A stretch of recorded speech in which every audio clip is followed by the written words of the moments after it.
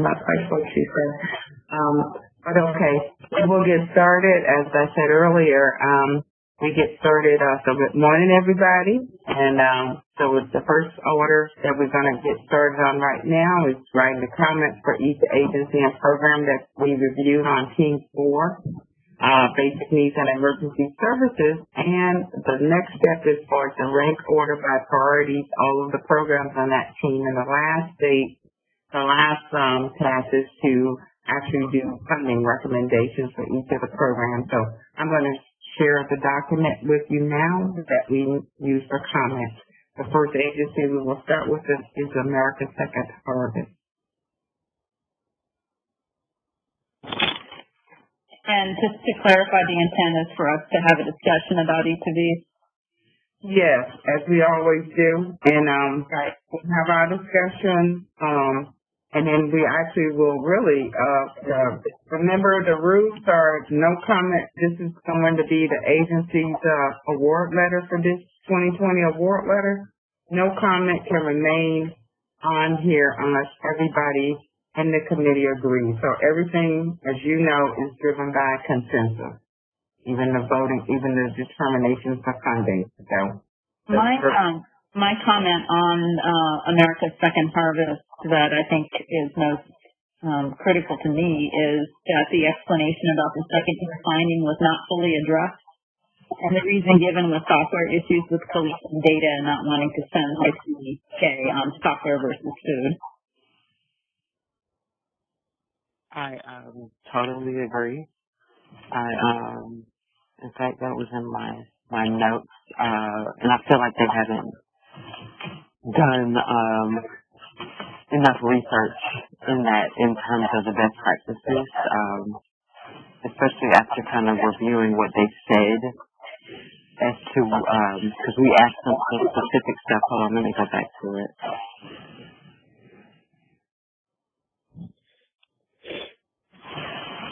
The second year recommendation, as well as number 6, where it says in the next CHSP grant cycle, clearly explain the agency's limitations regarding collecting client demographic data and cite the specific federal rules that regulate the collection of such data. They didn't do that. Also, within the regulatory guidelines, explore ways to collect and report on local client demographic data, providing an estimate of the number of persons served in a given fiscal year. And when I went back after what Monique reported as saying was $60,000, they do have an inventory. I feel like it seems like they're dealing more with pounds of food than worrying about, I guess, reporting to us. Because the other thing that when they cited, like TARP and all of that, they did, I mean, not TARP, but TFAP and the other programs, they have to provide that information. So it's curious for me to find out what information are they providing to those grant funders, if that makes sense. I can give you kind of a separate side to that, because Elder Care is one of the agencies that gets food from the food bank. And probably part of why it's so hard for them to get it is agencies like us. So I do agree with your comments about they need to explain it more, and they need to say, like, this is the federal regulation, this is why we have to focus more on poundage. But so for Elder Care, they have asked us in the past for our client list. We are an agency that provides medical services, so we have HIPAA regulations. So we can't give them our client list. Now, I will be able to give them demographics. So I can say, this is the demographics that our food bank serves, because I have to track that as well. But the wrinkle with that is Elder Care also gets our own grant funding for our food bank and get our own donations for our food bank. So it's hard for us to say this percentage of the food bank. Like, if I just give them my demographics, it's not a true picture of how much their food serves. It's the picture of how much Elder Care serves. But how much of that came from their food, a little bit harder to tell.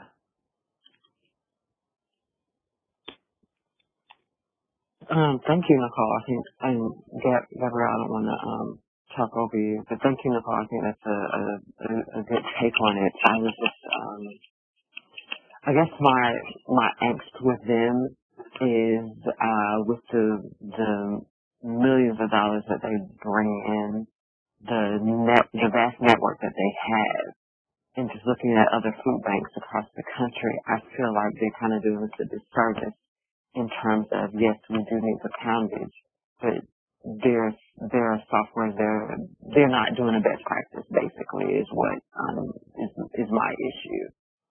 Yeah, and part of the finding did say that if they can't do it, from last time, or not finding, the recommendation was that they need to explain what the limitations are and what the best practices for other agencies are. So they do need to explain that. They do need to be accountable for saying, this is what we can do, this is the limitations, this is exactly, we've researched these agencies, this is how we can do it. So I guess my comment is not that I don't want us to talk about it in the findings, or not findings, in the recommendations, but I do kind of want to give you the background picture for Second Harvest on why it is hard for them to do this. I like that. I appreciate that, because then I feel like they are at least asking the question, especially of agencies.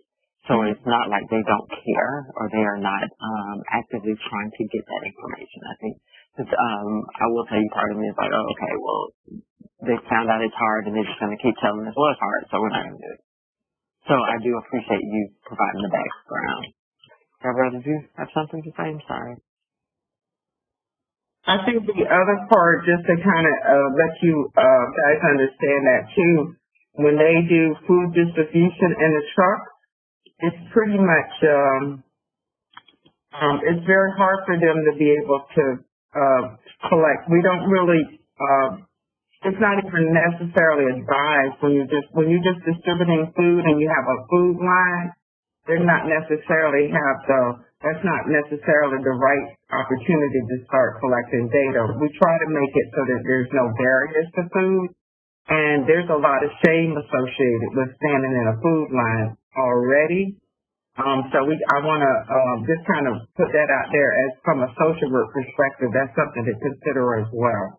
The other part about how people go after food, because I actually did a day of shadowing food banks, and I actually shadowed a family who have to go to food banks for food.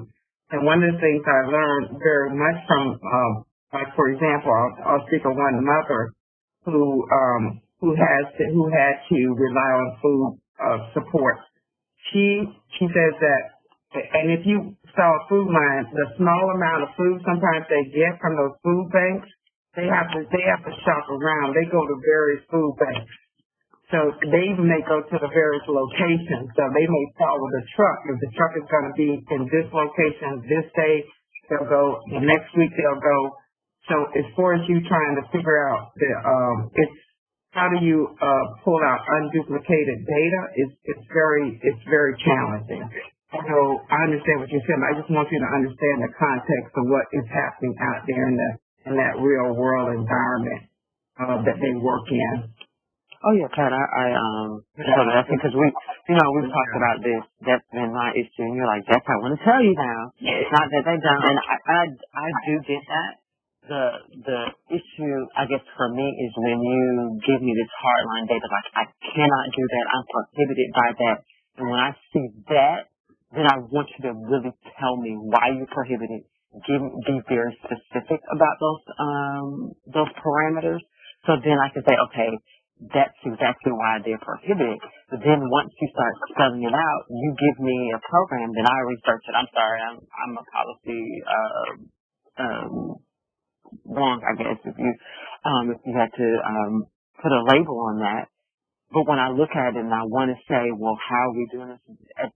We have this kind of two-pronged thing. Yes, we are providing this basic service, but we also have to make sure that we are not duplicating services, that we are being good stewards.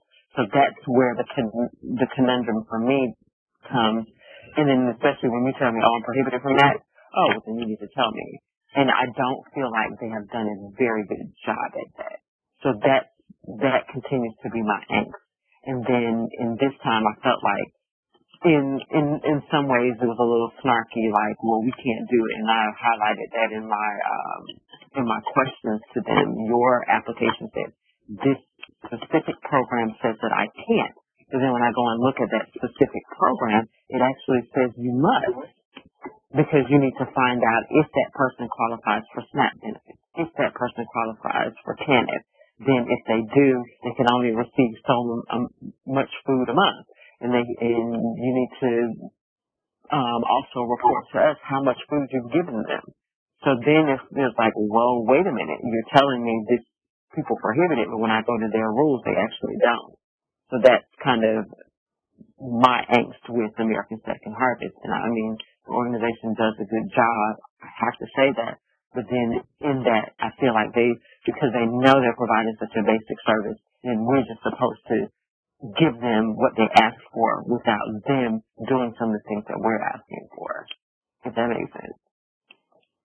So as far as like an action item that maybe we could give them is that, there's a lot of, we want them to provide to clearly define the reasons that they can't collect client demographics for every program that they provide. But for the ones that they are collecting that data for, we would appreciate if somewhere in the narrative section, those demographics were broken down.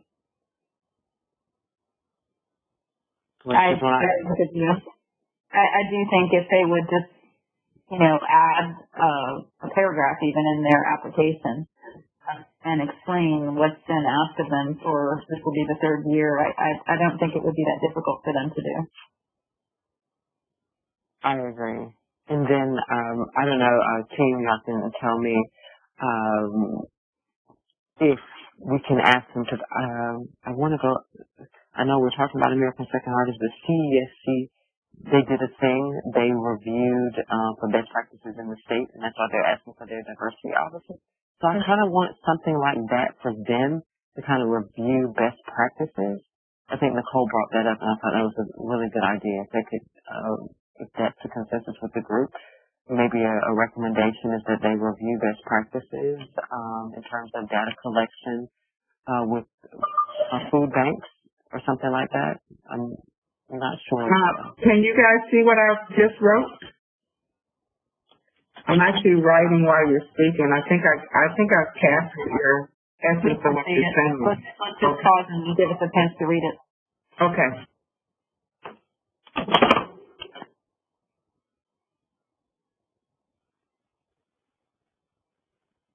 Can you scroll down? Yeah. That looks good to me.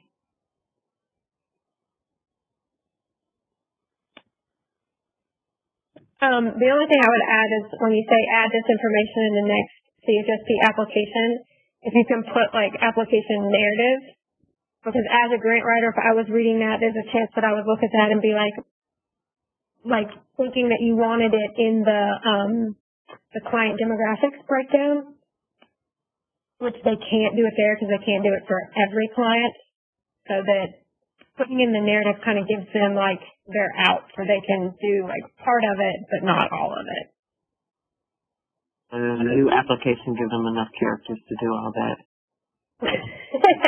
That's just what I think we still had the opportunity to add an attachment. Right. Really? Yeah. Yeah, they can't, because I saw that they did say see such and such or I've attached it, so yeah. You're right, Nicole. Just a reminder too, I'm writing in shorthand so we can expedite just like I always do, and I'll clean up and professionalize the comments afterwards because it takes quite a long time to do that. And then if there's a specific section that this data would be applicable to in the CHSP application, I will actually identify that specific section of the application that you're recommending that they include that information, okay?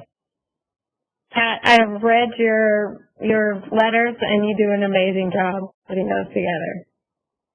Thank you.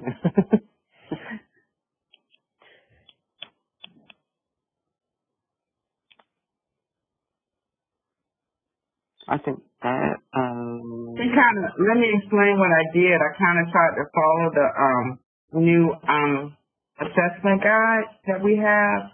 So I added the first one is category looks at overall agency's capacity to basically to administer the programming.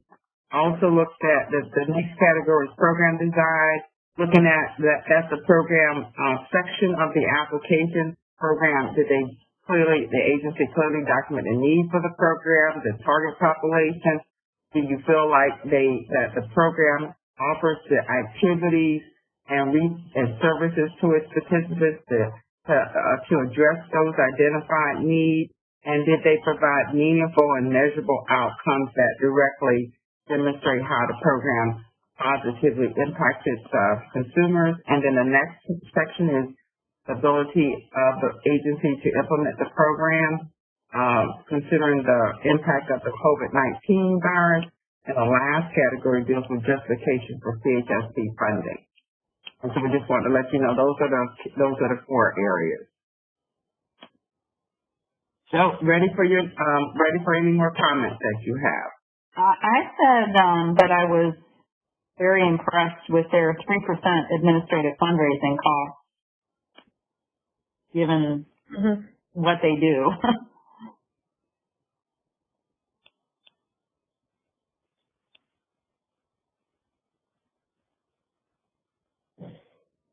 What did I put?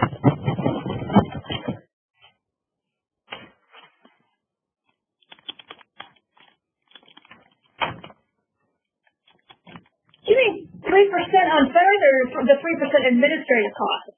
Administrative. What it says is list the percentage of the administrative / fundraising expenses in comparison to the agency's entire operating budget.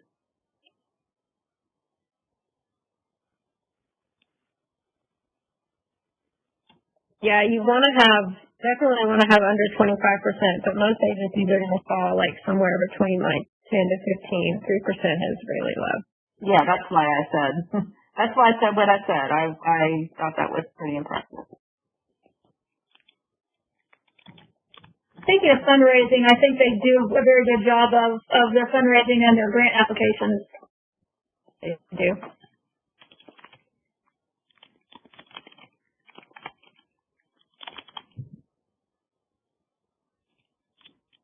And if you've been paying attention to some of the COVID stuff, their grant writer for COVID has gotten a lot of large grants. Like, that especially come up lately, so they're doing a great job with that.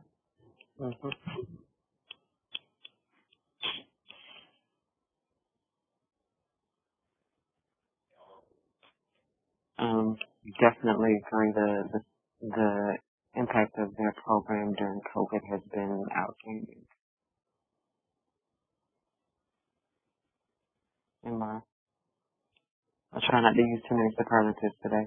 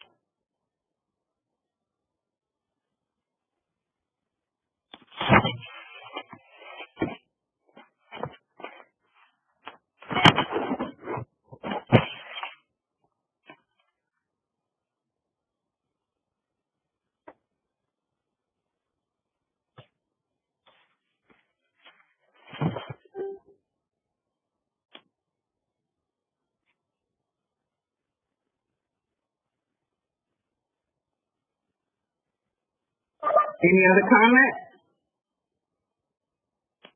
So we do need to make comments about the program. Okay, we need to make comments about the outcomes and the program. Exactly. Okay. Notes here. Okay. Because what I do is I put some notes on the form, and then I embed a bunch of comments in the PDF file. So let me go to that section. Great. Okay.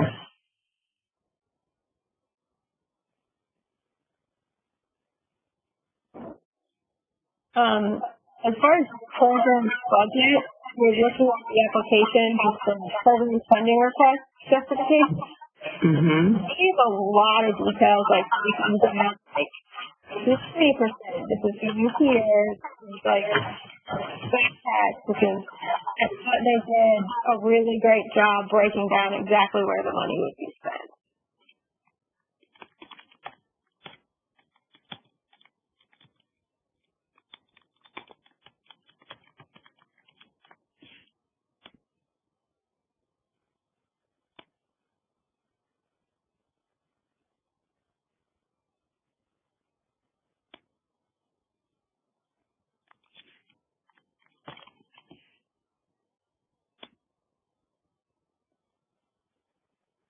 Just for here, since we went to funding request, does everybody in agreement with the comment about the breakdown of the funding request? What is it?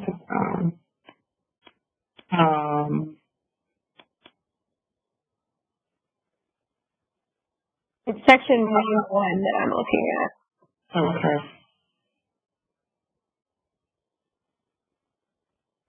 I agree. Okay. I'm good on that. And did you have any comments or anything that you wanted to make? Just in I'm in agreement, Jackie. Most of the points that you identified kind of coincide with my notes anyway. okay. I just wanted to make sure. I hadn't heard your wonderful voice this morning. and she does have a wonderful voice. I said she could have been a radio announcer. Her voice is so unique. I love it.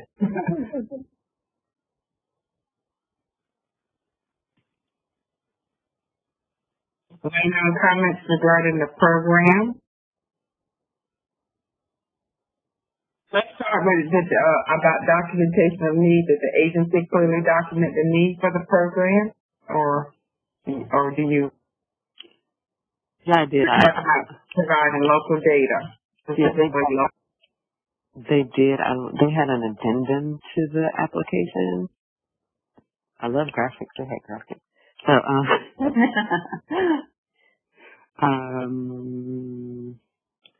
here's when I went to the application. I'm on. They do have a lot of really good local data. Yeah, because they did the map the meal gap thing. Mm-hmm. It had a lot of the local stuff in it as well. And I think we commended them last time on that. Can we use that same language? And that commendment on the local data, I think we said,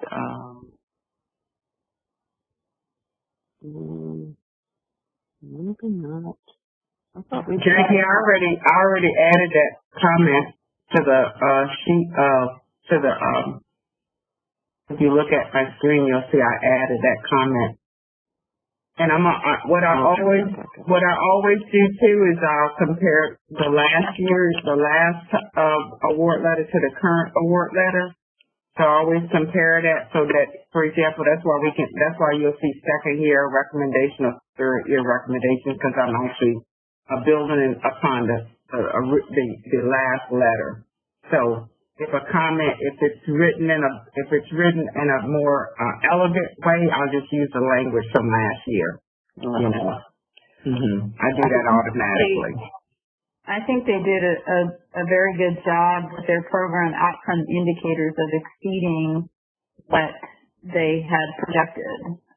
For example, with short term, they had projected that partner agencies would receive enough food for 3.6 million charitable meals, but it ended up being 4.69. They projected realizing a savings of over 7 million. It ended up being 9.1 million. So I think they did a good job of having reasonable program outcome indicators that were actually exceeded. Pat, I do have a question. This was to you guys. I noticed they really don't have midterm and long term, and that's acceptable. I meant to ask that of you earlier. Yeah, feeding programs are short term. Okay. And yeah.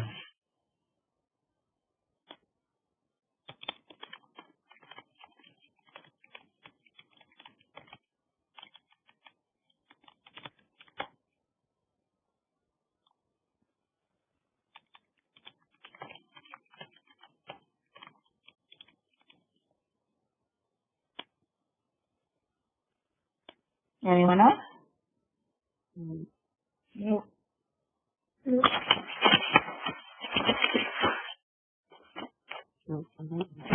Did we cover all of the categories? Pat? Program design. Looks like we're blank.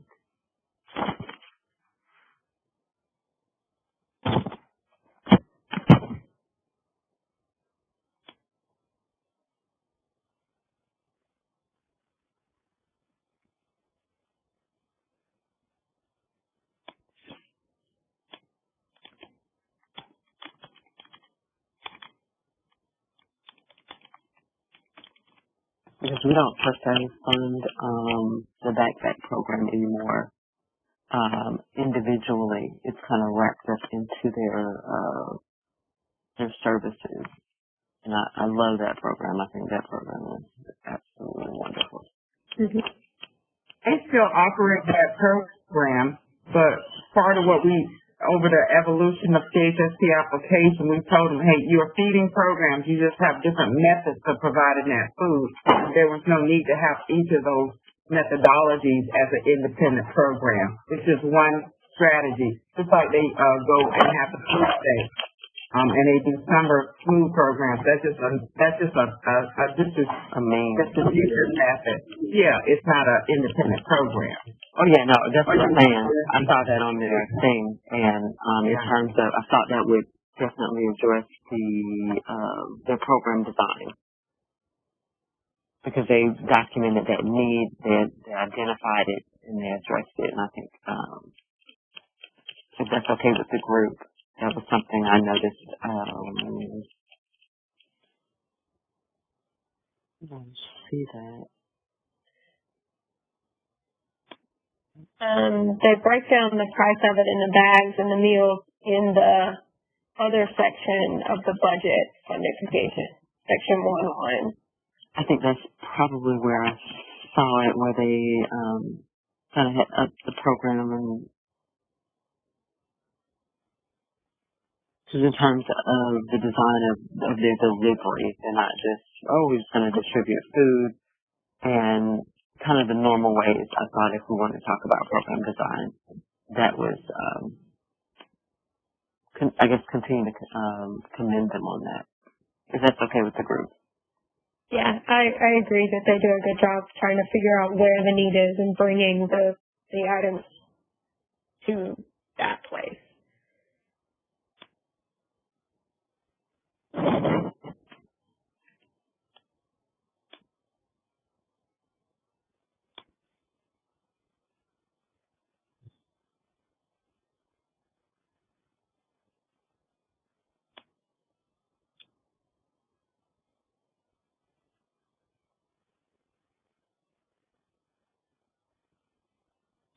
Why can't I find it? Oh, well. But I think that kind of sums up. Anybody else have anything else for Second Harvest? I think we captured it all. Yeah. Jackie, I think you were looking under program information, then go to section 1-1. Okay. Because I know I read it somewhere. I was like, oh, okay. Because I loved the backpack program. Like, when they first got that, probably got me like, yes, backpacks. It's great. And then kind of subsequently looking through, and I was, as Pat said, it's morphed into, hey, we're just asking for money. Why not? Why are we separating? Why do we have to grade that out? That's just a part of what you do. It's just a different way that you deliver it.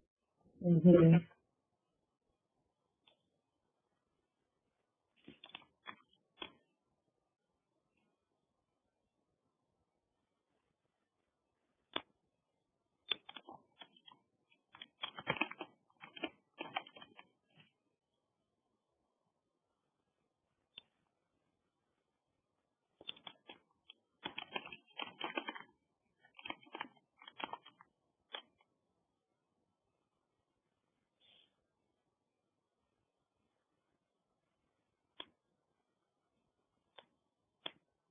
You know what? I'm just talking up something and I'm on mute. I'm sorry. I keep forgetting to get off of mute. Are you guys ready to go to echo? Yes. Okay. All right.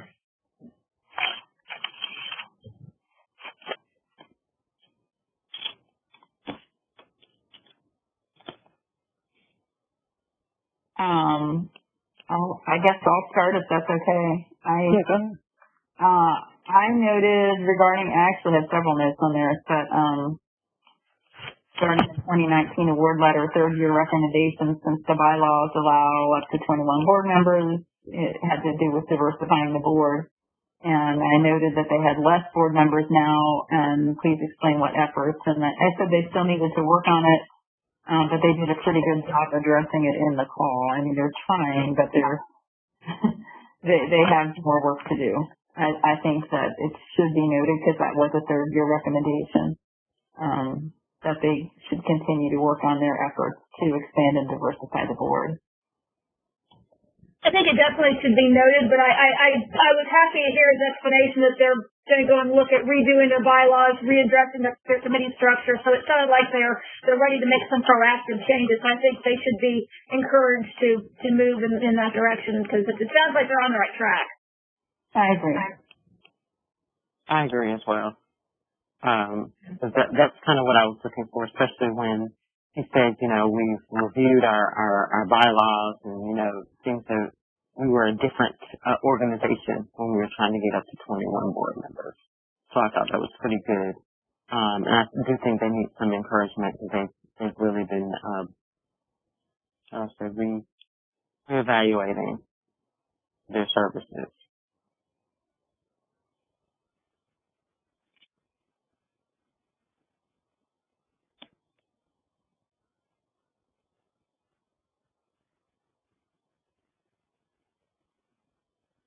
The next thing I noted, if it's okay to move on, let me know if it is. Everybody's okay with those comments? I would just add, I would give them kudos for stating that they are in the process of revisiting their bylaws and committee structure. I don't think just telling them continue to diversify. I think we ought to recognize the fact that they are addressing. I think the letter should show our appreciation for your grant. The only thing, Melanie, is that this has been recommendations have been going on for years now. Right. And they did not, talking about it, and plus the funding for CHSP was 2 years ago. So just out of how we treat all agencies, unless they show progress, you can't give a clue unless there's real progress. If there's something to commend, when we commend the agencies on recommendations that they've actually acted on, that CRT has recommended, it's because you can actually, they're demonstrating that they've done it, not that they are saying that they're doing it. Has this been their same answer for the past 4 or 5 years? Yeah, and Exactly. Okay. All right, I see your point.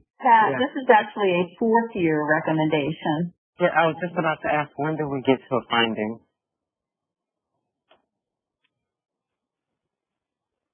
So this is a 4th year recommendation, and they actually you can decide it's a finding now. You want to make it a strong message, because when you say 4th year, remember the last funding cycle, the CHSP, was a 2-year cycle. Right. So the other years were 1-year cycle. 1 year. 5 years. Yeah, exactly. Okay.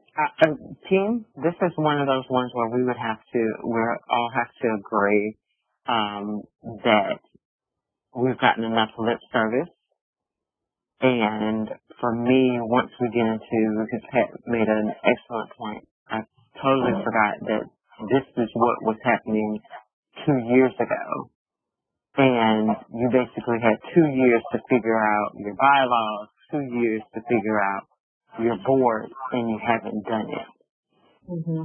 I agree. It's actually gone backward a little bit. I appreciate what they said, but they've gone backwards. So I think a finding would be good, and then, hopefully they're going to follow through with what they said, and it's not going to be a big deal.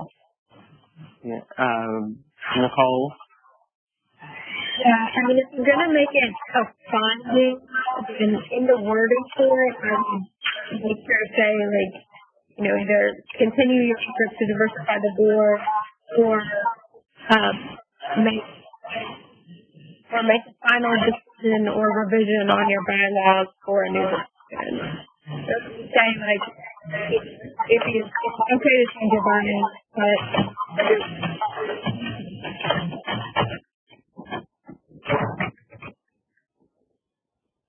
Shan, Melanie, y'all okay with this? Yeah, I'm in agreement because I think the biggest concern that I had was in the application, they didn't attempt to even answer or provide any narrative about the board members and its officers and their roles. So I'm not really convinced that they have really put effort into trying to diversify or create a stronger board structure. I agree. So I think it sounds like, and Melanie, are you okay? Yeah, the way President ended it up. Okay. Gabrielle, I think you're in agreement, so we're all in agreement of finding, and we're okay with Pat's work mission. Yes. Perfect. Was there anything else in terms of the agency overall capacity? Stan, it looks like you had some other things, possibly.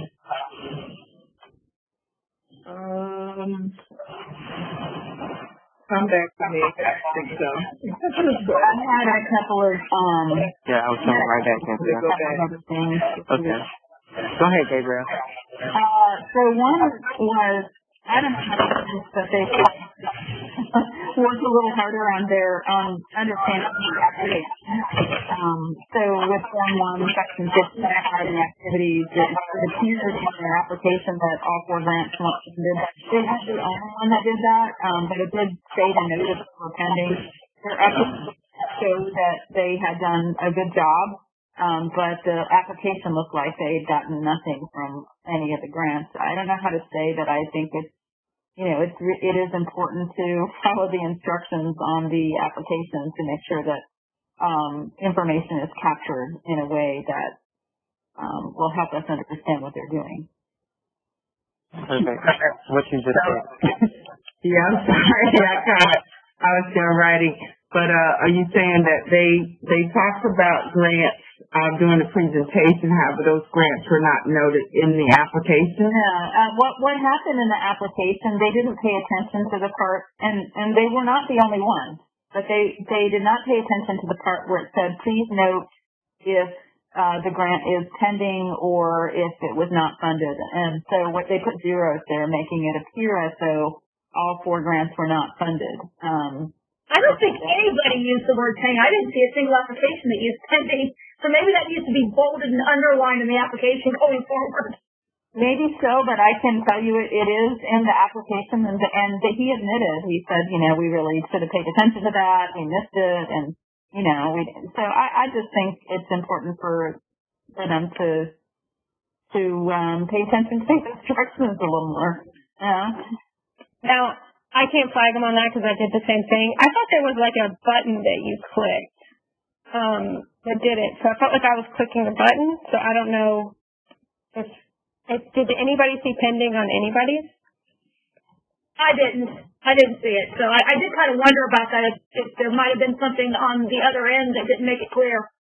I didn't, but I'm gonna go grab the look on the CHSP website. Yeah, if there's a glitch, then maybe that would explain it. But it does say they could. I think they could have noted it in even the comments, but it does say dollar amount awarded if pending, list pending, and it was all zeros. So, and again, if it's a glitch in the application, then certainly that needs to be. I don't think it's the application, quite frankly. And it's not, I mean, it's just a statement of fact. It is what it is. It's a fact. All caps. I mean, I would use it if I were writing it. It's in all caps. I mean, it is what it is. Okay, so it says, can y'all hear me? I'm looking at the grant application. It says if the organization does not have any click that box, then it does say dollar amount awarded, pending list, pending, and now to their credit, it could be that this is it's a numeric category only, and they weren't able to list pending. If that makes sense? That would be a glitch in the application. So if someone on your end could just take a look at the coding of the application to note if it's, if they're allowed to type something in. The thing is, he admitted, like he didn't say we tried to type pending. Right. So I would think that that's not the case, but it would be good to just verify if it's not a glitch. Otherwise, I think what Pat wrote was good. Right, because if it's just an open-ended field, I feel like we wanted that open-ended. That's why we put that pending portion up there. I feel bad putting, like, if we're not gonna, because I mean, Second Harvest did the same thing. So if we're not gonna write it on every single one of them, I don't want to write it just on Echo. You need to write it on every single one of them that didn't do it. I think, my thing about their grant writing is it's grant writing plans for the entire year. And so it's a little unclear, like, are they not writing any grants after March, or? These are the only ones that they decided to or did they just do what they had, the grants that they had already applied for, not necessarily planned? Right, and that would have been a good question to ask in our session. That's that question. Right.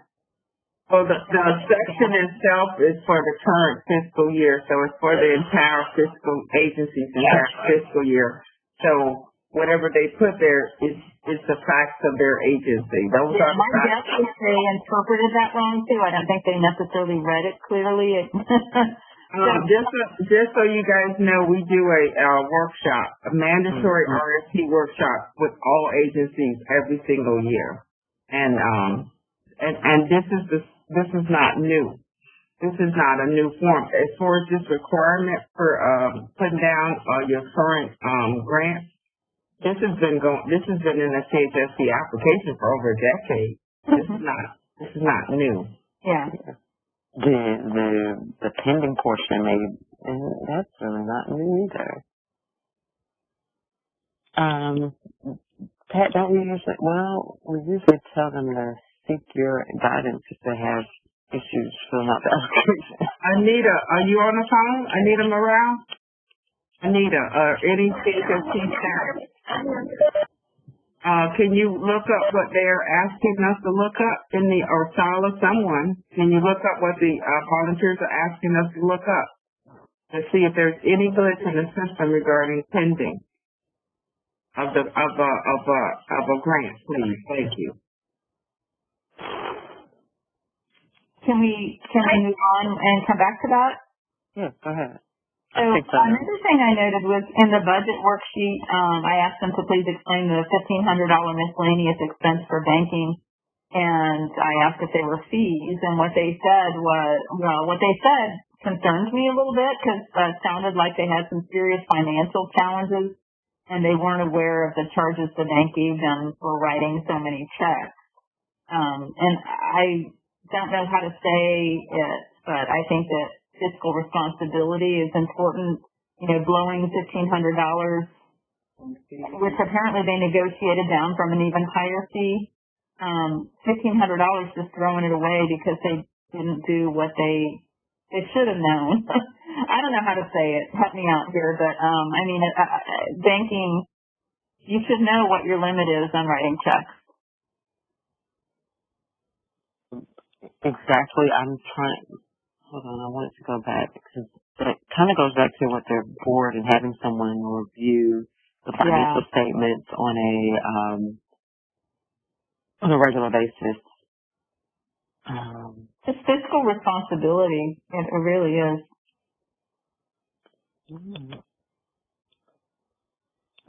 Well, maybe if I got on the right notes, I will be able to get all that information.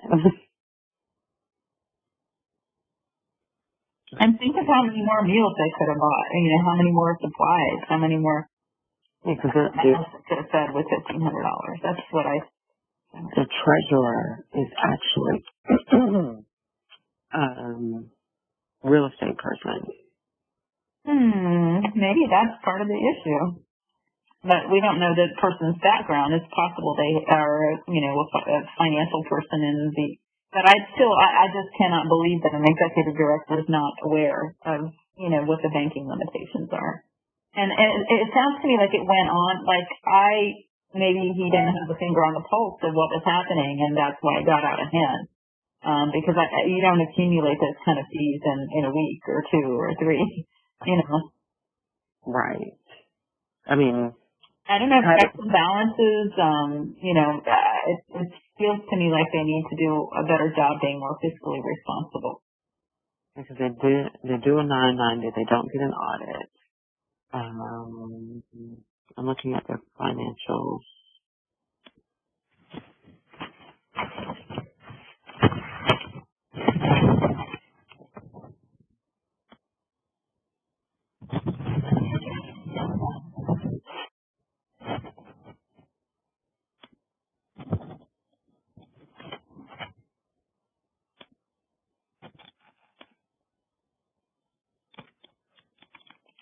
It looks like the ED has a lot of control over the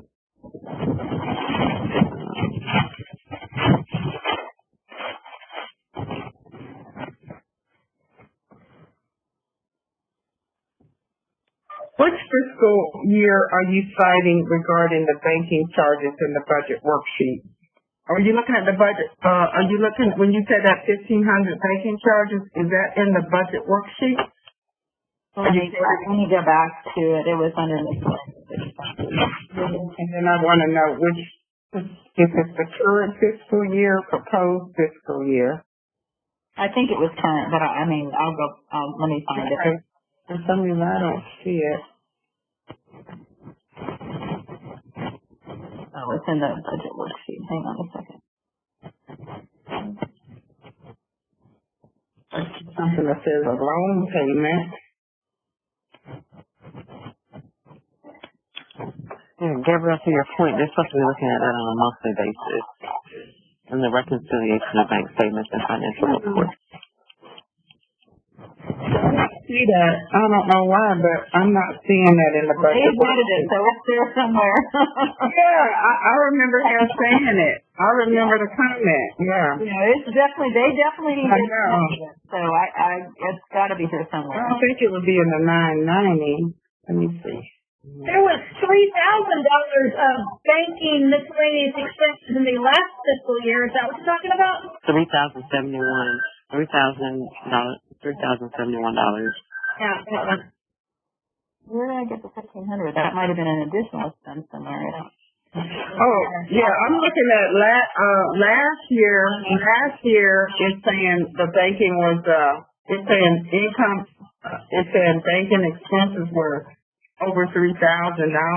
And this year it says 4,000. It's in the proposed. It's in the proposed fiscal year. Yeah. But that means. Yes. So they're proposing that they're going to have at least $1,500 in fees. How is this possible? Yeah. Oh, I see it. So that means it's more than 1 year. It's more than 1 year because last year was 3,000, now it's 1,500. didn't he say that a part of it was loans as well? So maybe that explains his explanation had a lot to do with they had to write a lot of checks, and they That's what he said.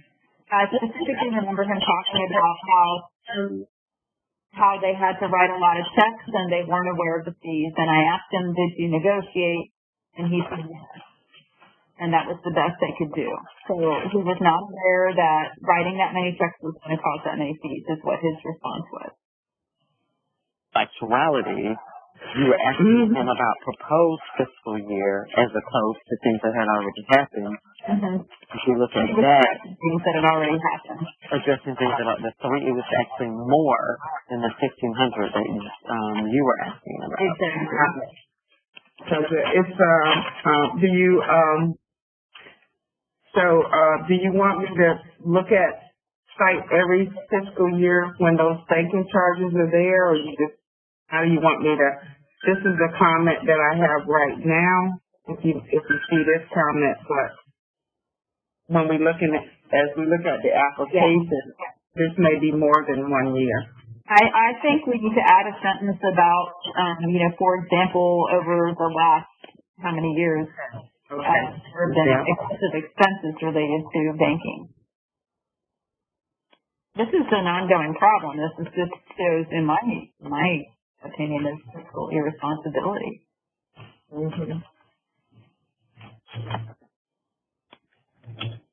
I love what they do, but, I want them to spend their money wisely. And I think Gabrielle would probably speak to the lack of structure with their board and the roles of their board officers. They kind of aid that type of, fiscal responsibility. Right. Because when I was looking at those, their check policy and the reconciling of banks, it doesn't look like there's a board presence in that. Doesn't speak to board oversight at all in the bylaws. What you're seeing what you're seeing in general. Yeah, because I'm looking at accounting controls and administrative procedures, October 2018. And when I go to the reconciliation of bank statements and financial reports, an open bank statement are sent to the ED. The ED opens them after review. ED forwards it to the accounting service, and at the end, once the ED approves the bank reconciliation bank statement, forwarded to the treasurer for review and approval. Yeah, in their rules and responsibilities of the board, the school board meets every other month, but the finance committee meets every month to review financial reports. And so, do they have a finance? And I guess you can look at, do they have a finance committee? Because if you look at their committee structure, you might want to look at the committee structure. Organizations to see if because that may give you some more information about accountability. So because they may have a finance committee, but is the finance committee in existence? Well, so they claim as far as their section on rules and responsibilities and committee structure is very short. And all they say is that the finance committee consists of the president, treasurer, and executive director, and they do have those positions, and that they meet to review the report. Okay.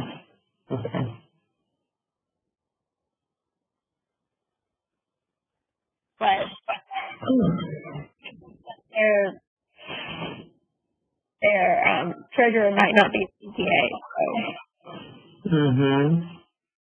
Is owner of Chip Hartone Realty. I mean, it kind of speaks to what you guys were saying about adding additional board members, because just like, for example, once I write up the comments I can't be the person who edits my comments and reviews my comment and find out if I made some error. Someone else has to. That kind of happens. You have to have those other eyes. You need other eyes. So just with the ED being a part of the finance committee, it's hard to look at your own work and make corrections or see your mistakes sometimes. Yeah, you see that. You need somebody else. Mm-hmm.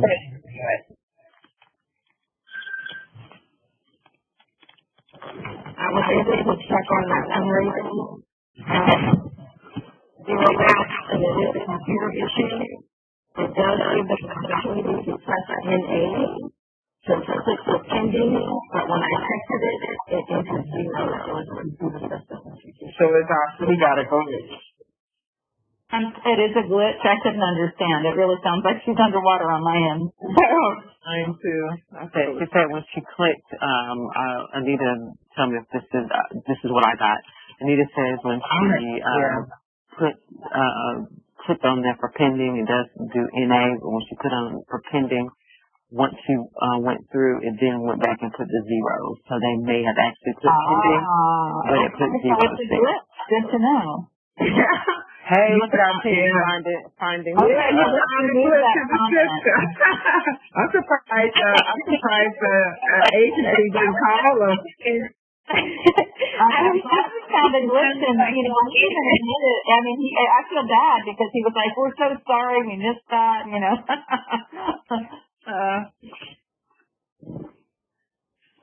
Well, we did sort of miss it because I did print out the application and review it and didn't notice that. So I still did sort of miss it, but a little bit better. Yeah, life goes on. Nicole, if your agency hasn't presented, you can be ready.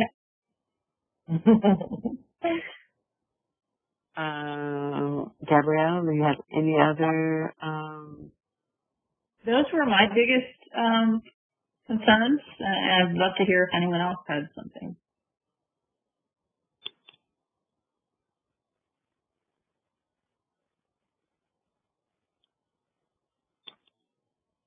Anyone else? Shan, Melanie, Nicole? I guess I'm trying to read Pat's note, but hold on one second, Pat.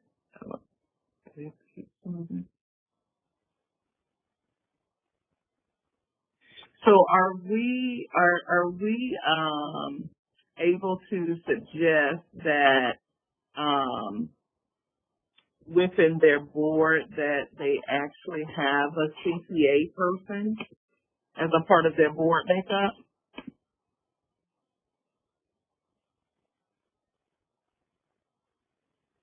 I think certainly having somebody with more of a finance background would be.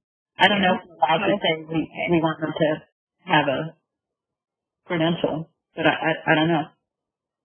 I guess I say that too because I see on their board they have a financial advisor who is actually the president. But That's a good catch. I didn't notice that. Thank you.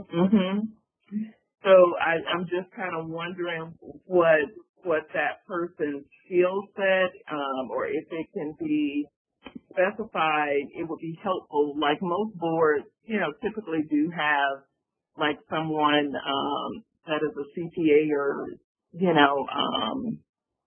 someone with that skill set. So again,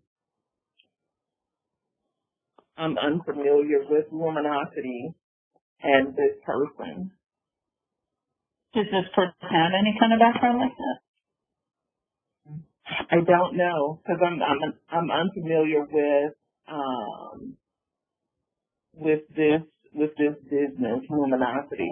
That's financial advisor, but I think you would think that they are catching it, or that they have at least the capability of catching it. But maybe it speaks to them not meeting as often as they say they need. Yeah. Well, they say that they meet every month. So Luminosity is a financial company. Well, I mean, it goes back to our initial finding and to the financial oversight of the agency altogether. Mm-hmm. Because if it last year's actuals was $3,000 in fees, and then they're projecting $1,500 in fees, then there's got to be something that is kind of missing there. And the board president signed off on the application. Right.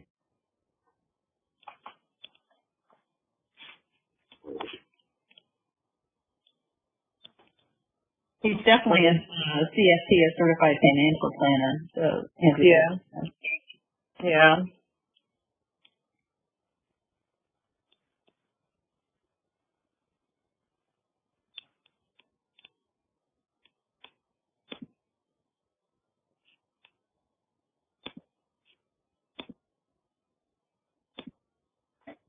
Any other comments? We can also talk about the two programs. I think they're bringing two programs for funding consideration. Yeah. Right? We're looking at emergency services and emergency relief and the furniture bank. Yes. Oh, I shouldn't have done that. Let me stop that one. Oh, sorry. Let me get my document back. I won't do that again. Oh, shoot.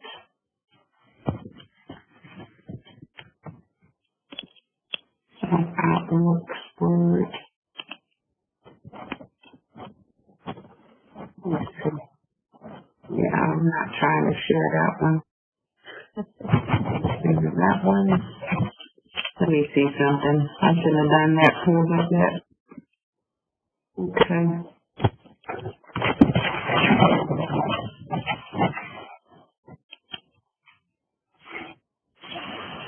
Give me a second here. I may have to close some of my documents up. do we have time for a restroom break? Yes, please do, because I actually need to do something. I always get nervous when your stuff disappears. Yeah, okay. So we're at ECHO, and right now we're looking at programs. So we can look at, y'all, did you guys want to look at emergency resources first? That program?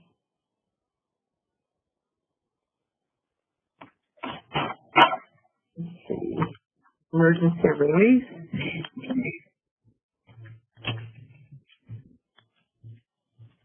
Okay. So we'll look at emergency relief. Now remember we talked about the documents, the same variables, documentation of needs, target population, outcomes, etc.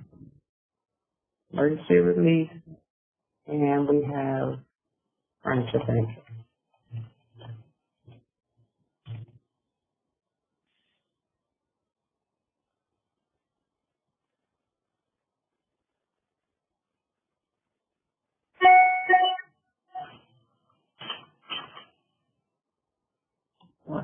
Just jumping ahead while nobody's doing anything else. You can repeat for the furniture bank. You could repeat the comment from last time that it's a creative a program that addresses important community needs. It is pretty unique. Yeah. I think this house is actual, but the furniture is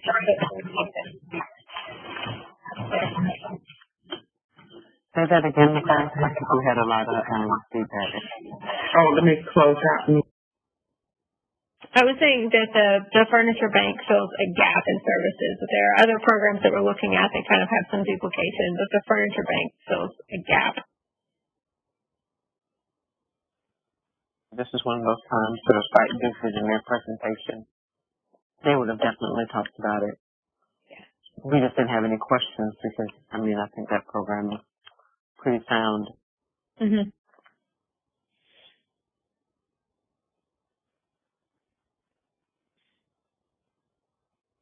Okay, since we're in furniture bank and look at the outcomes while we're talking about it already.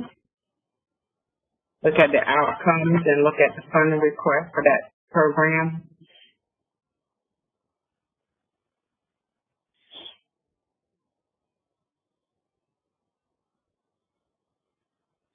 I mean, their funding request is pretty straightforward. It's just salary. There's not a lot of details to give. I don't think they could have given anything else.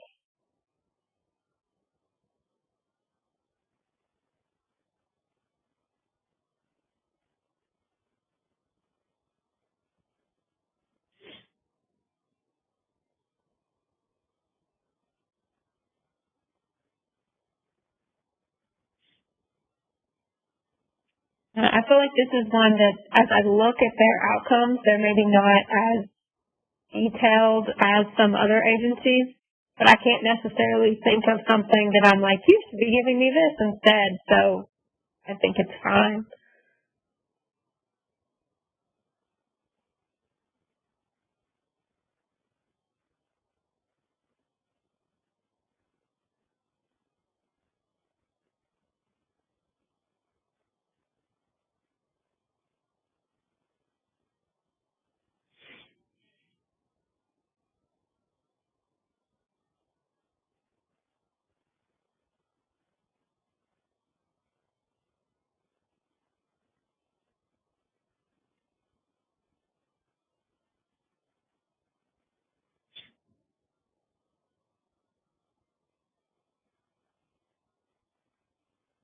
Did add that. Want to look at the fund? Well, you did look at the. Yeah, I mean, so I'm doing like a quick, because I didn't really have any like notes or a lot to say about this one. I'm doing a quick look through their application, and it's for that program, and they just don't really say a lot. But It doesn't. I don't. I mean, I think kind of like we would the site visit, and we would, like in some ways the program speaks for itself, but I guess with other agencies we expect them to say a lot more. So maybe that's a flaw. There's just not a lot there.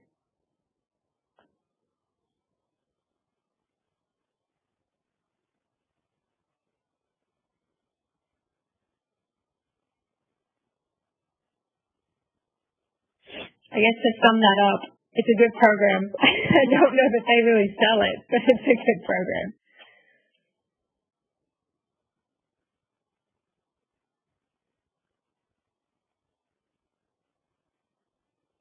Pat would enjoy this because this is her favorite portion of the application. I feel like the outcome indicators, I know you mentioned this, Nicole, but they are really, really light on details. Yeah.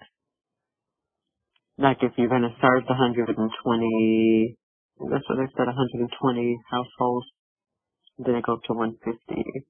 Yeah, I think they said 150 in their outcome measures. Yeah.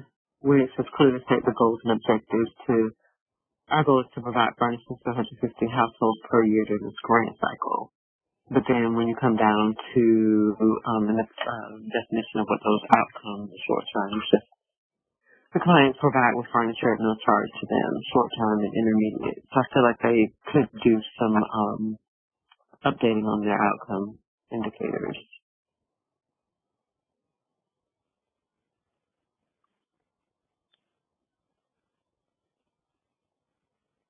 Is everybody okay with that? And I forgot, we're supposed to be making sure consensus, so everybody's cool with what we've already got. I'm good. Down for the furniture bank. Yeah. Mm-hmm. Yep. Yeah.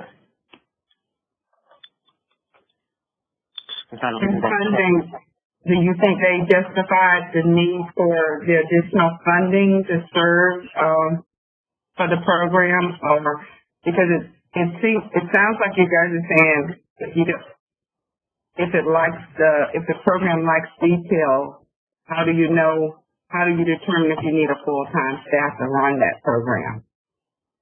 But So I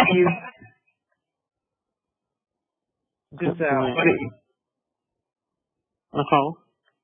think what they're saying, so they already have a full-time staff member. And whatever we fund that's in there, like what happens if you don't receive it, it's any funds awarded will be allocated, and they say that they just like prorate it. So, I mean, I think they're basically just saying, we want you to fund a little bit more of that position this year. I mean, it kind of goes back to them not really, like, they're not selling it at all. And it's just kind of like a do this request. I'm trying to remember when we funded them, gave them the 20, and that may have been one of our things before. They also note that they only have, the only collaborative partner for this program is Big Bend Homeless Coalition. Unless I'm in the wrong program, let me make sure I'm in the program. No, you're in the right program. Okay, because I would think that, how do you get the furniture without collaborative partners? Well, okay, so I guess this is something that in last year's, last funding cycle, site visit, they explained that they get a lot of stuff from hotels and things that are making changes, if they give them that. This doesn't talk about that at all. I mean, this is kind of, I guess, a flaw in me asking questions for them is that some of the stuff was just stuff that I knew, but they definitely didn't put it in the application. Yeah, because now I'm looking, number 3, as the single source of free furniture in the community, there are no issues with duplication. We work closely with local agencies whose work is to find affordable and stable housing for those exiting homelessness. And we're a natural last mile partner. Getting called in. Natural last mile partner to further reduce the burdens of those moving into permanent housing with limited funds. And before they were really happy about the partnership they had gotten with hotels. This time, I'm not sure, and this might have been more so in our, to Nicole's point, our Q&A. But last year, I know, not last year, but the last cycle, that was one of the things that they discussed with us. They were getting them from hotels, so they really didn't have to pay any money. They had gotten these agreements with hotels. So as soon as the hotel was changing out the furniture, they would just go and pick them up. That was the need for the staff members, and it looks like there are two staff members. Mm-hmm. From what budget shows, if my memory, 2 FTE.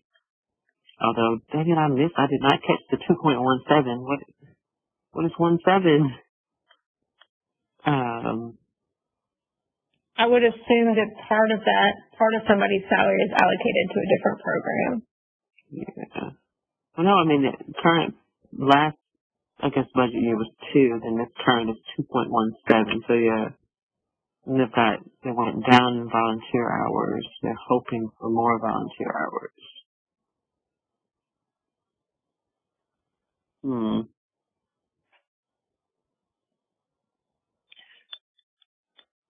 So I guess what Pat is saying is we want to,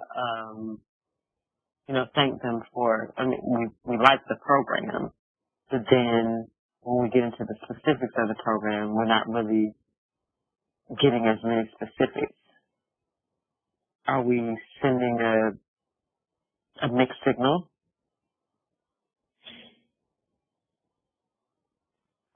Right now, you basically said it is a creative program that needs that actually fills the gaps in services. So those are facts. Just like you also saying that the program description needed additional details, because that's why the application has to stand alone. And the other reality, we gave the agencies about extra month of time to fill out the application was actually reopened to allow agencies to modify them based on the COVID-19 virus. So a lot of time was given to complete. I'm talking initially 5 weeks, and then added a week or 2. That's about 6 weeks to do this application. Yeah. I mean, there's a lot of NA and 2 sentence answers on this application. Yeah. they skated by some of us knowing what they were doing. On that, like a very specific note, one thing that I had in my assessment guide is for like their methods, their methodology and best practices and stuff. They just put in and I mean, there's definitely other agencies that aren't research-based or base practice. I mean, it's just like, this is what we do, and we've had years of experience on why it works. But they at least put a little effort into explaining like, why they thought that was the best way, where this application just doesn't answer that question. So I think this kind of goes back to everything that we've been writing in the agency. For agency as a whole, I think ECHO is struggling. We've had this program, I know it's a good program, but in terms of kind of really honing down, making sure it's the best practice, making sure they're doing the right thing, that's kind of lacking.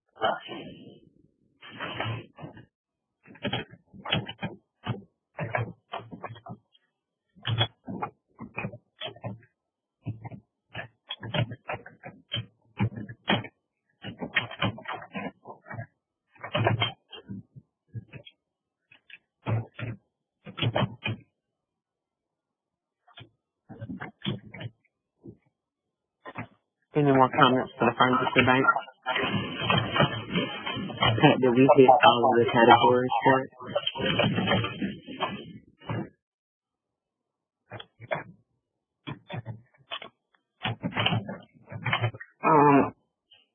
Let's see. Yeah, I'm out. I was just, yes, we have. So I was just adding, and we can do this for the overall agency regarding COVID-19 program implementation. Just a summary of what they said.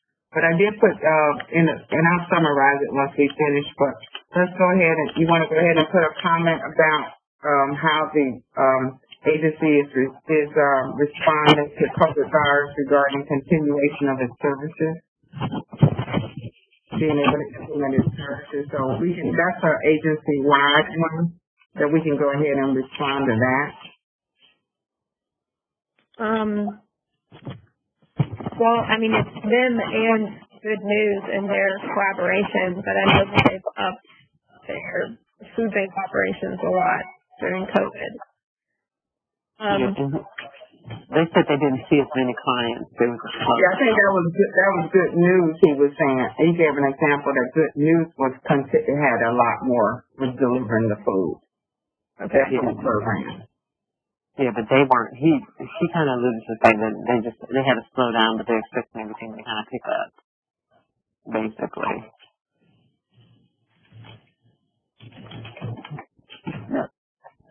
So I really didn't have notes from him on COVID, other than them getting funding from the Freedom Foundation for COVID.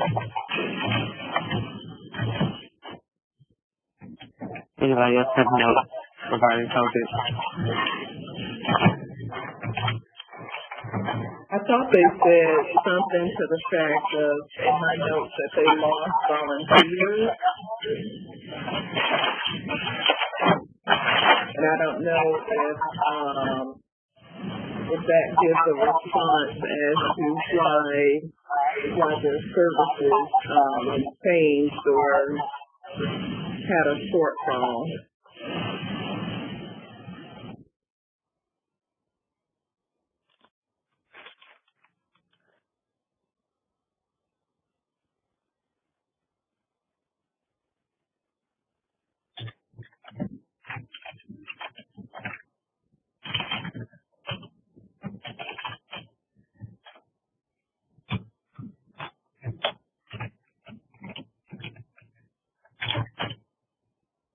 Okay.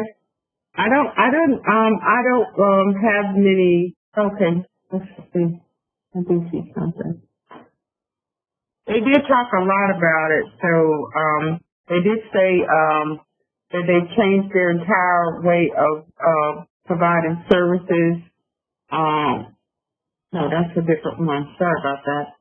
And that's CSC that I was thinking about. I'm mixing them up.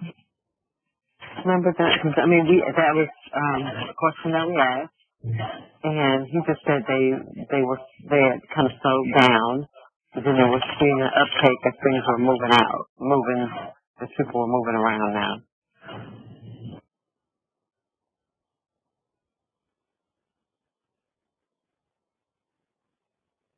And most of there wasn't much said about it. Yeah. So we're fine if we leave it like this. This is all we've heard, so you can only write down what you heard. We need to look at emergency relief program now regarding the program sections of it for emergency relief.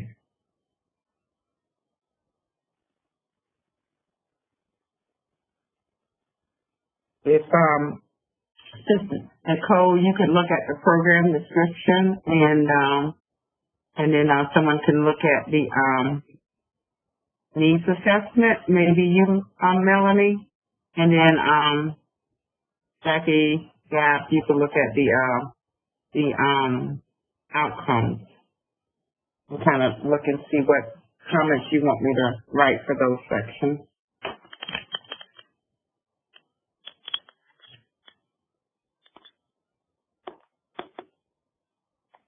They did say they served 1,100 people last year in this program.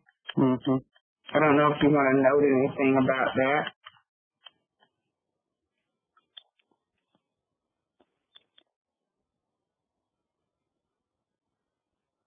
I'm sure I heard me say, try not to tune by his ear.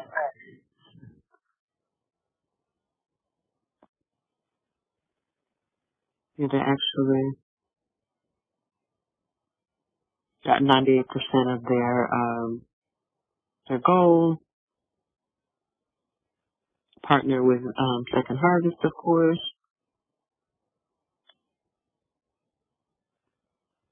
They also gave household items.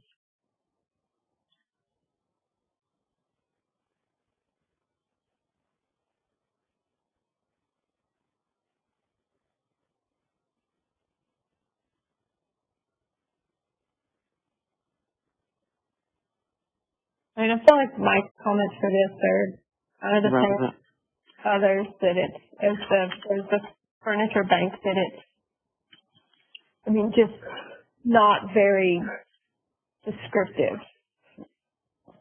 And that there's at least one non-answer, an NA.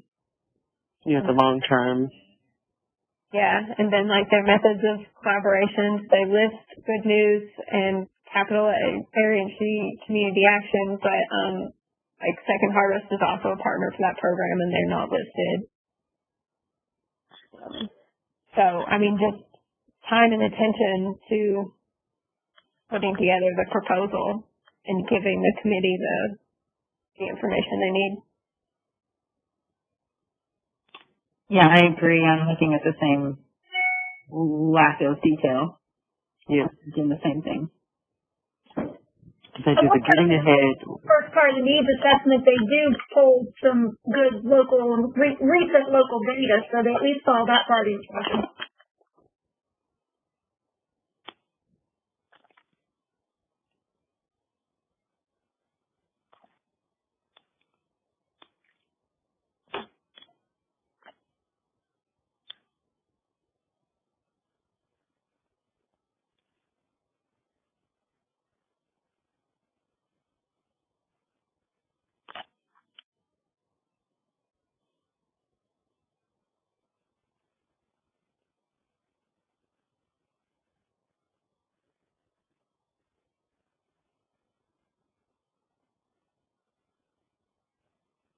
I just feel like they're just go ahead. I'm sorry. One thing I noticed with the outcomes, I think that they were saying that their goal was to reduce poverty ultimately. But if you notice, I'm not sure why they said that they have a long-term outcome and outcome data collection table, but they said that they chose not to provide that data for CHFP. And I'm not sure why.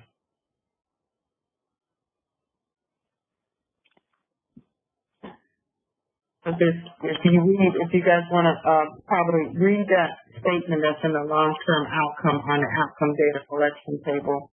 The one that approximately a reduced percentage of households under the poverty threshold is in a long-term indicator of our program success for the process of CHSP funding. However, we have limited our outcome indicators to the short and intermediate term. That is odd. We should have asked that question in the session. Yeah, I totally missed that one, especially because it's got NA. Very odd.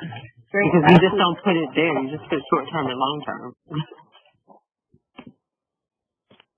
I mean, short-term and intermediate. Well, they're required to give at least one long-term, are they not? Or I don't know. No, it ends up in instructions that if you only provide short-term services, it says. Yeah, it's utilizing listing the most important outcomes, demonstrate the importance and effectiveness of the program.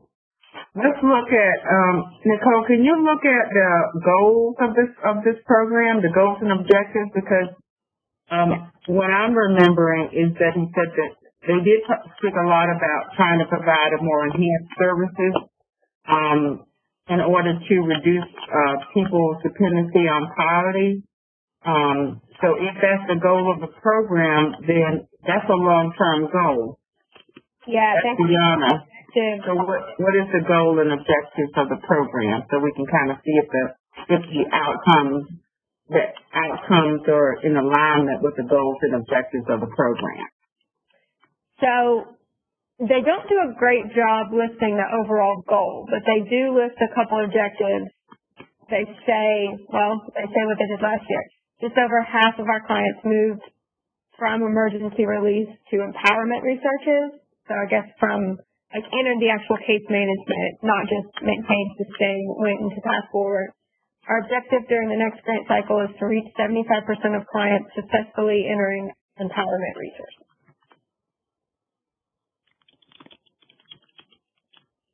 What does empowerment resources mean, Nicole? So, my guess with that is that they're talking about the difference between maintain, sustain track and the path forward track. But when I asked them what the difference was in the Q&A, they said that if someone came in and was on Social Security or disability and they didn't have, that was just their income, then they would track them as maintain, sustain, versus path forward, which is where if they think that there's a way that this person can move to a higher income and they want to help them with that. So if that's what it is, then basically they're saying our objective is to serve 75% of clients that aren't on Social Security or disability, which isn't really saying much. Now that is my interpretation of what they must mean by saying this, but it's not super clear, and I didn't force them to clarify it. Right, and it's not the application still has to stand alone, and so that's not your responsibility you don't have control over how someone writes their application. So what I put in here is next year in the application, please explain what the term empowerment resources means.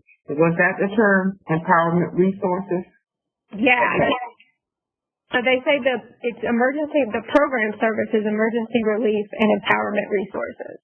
So it's like the program name that they didn't explain, basically.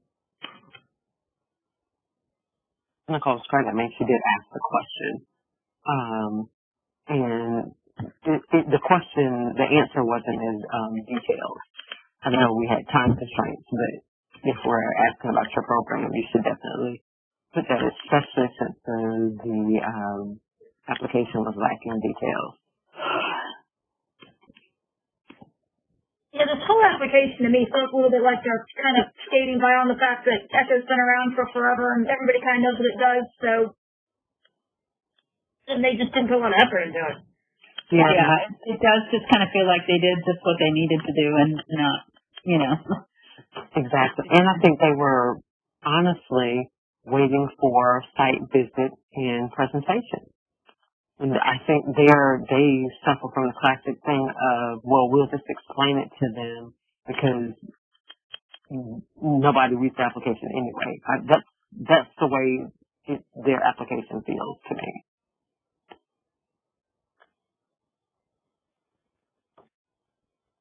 Again, reiterate, once we notify all agencies that there will be no site visits this year and the new format, we actually had a huge meeting with all agencies and informed them before the CHSP application was reopened to allow the agencies to have opportunity to make modifications as needed.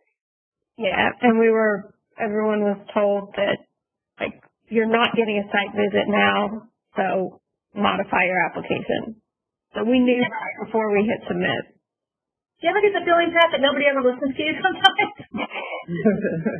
Well, it seems like they we're in a just to give you an idea, we're in an email war right now because we sent out a memo telling folks to tell us what what contact persons they wanted to invite in the presentation, so we have to set up everything real early, and you could name up to 5 people, and nobody in so many groups did not respond to the email whatsoever. So what we did was we had to go into the CHSC portal, and we made everybody that was a contacting our agency, we sent them invites because we hadn't heard back from the agencies, and now they're literally threatening us on the email.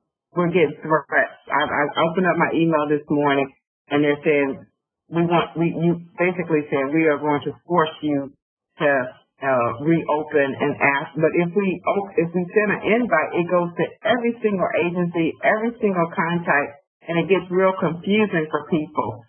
But we're in a war right now, and I said, and goodness knows I bold the email. I said critical, important, and yeah, you're right. One of the issues is that I'm not sure why adult people will not read. And then, but it's our fault, and that's the stuff we have to deal with all the time. But anyway, that's my woe for the day. I wish those kinds of things could be considered, you know. Well, it seems like people are always used to, well, I mean, give me more time, give me more time, give me more time. And hard deadlines are so hard for people. Like, well, you know what? You just dropped off. Sorry. We gave you an opportunity, and we try to be, especially in this realm of human services, we try to be as human as possible. But sometimes, you know, you see why some of these people are like, hey, a lot of grant funders don't have site visits. A lot of them, what you put on your application, and this is why you don't get it. It's because I'm reviewing your application, and this is why you don't get those grants that you put in.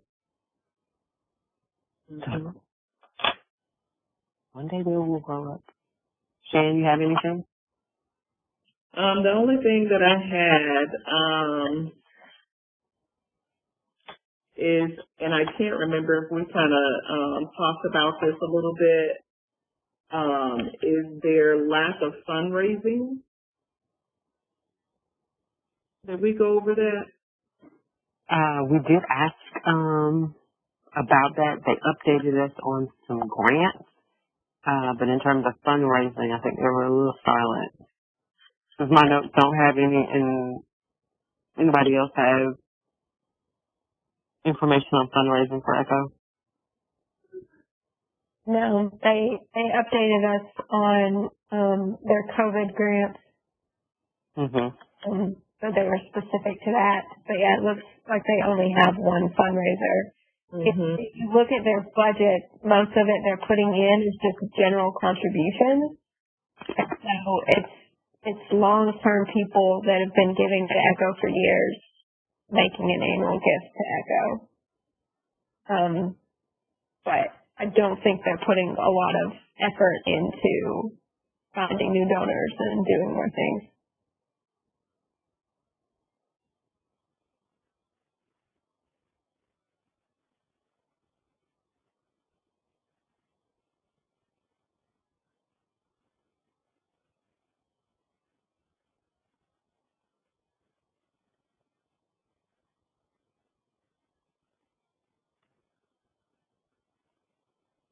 So let's see, in the proposed fiscal year, they're stating 40, 67, 87, that they're expecting $90,000 in donations. But they don't list like a mail appeal or how that's coming in.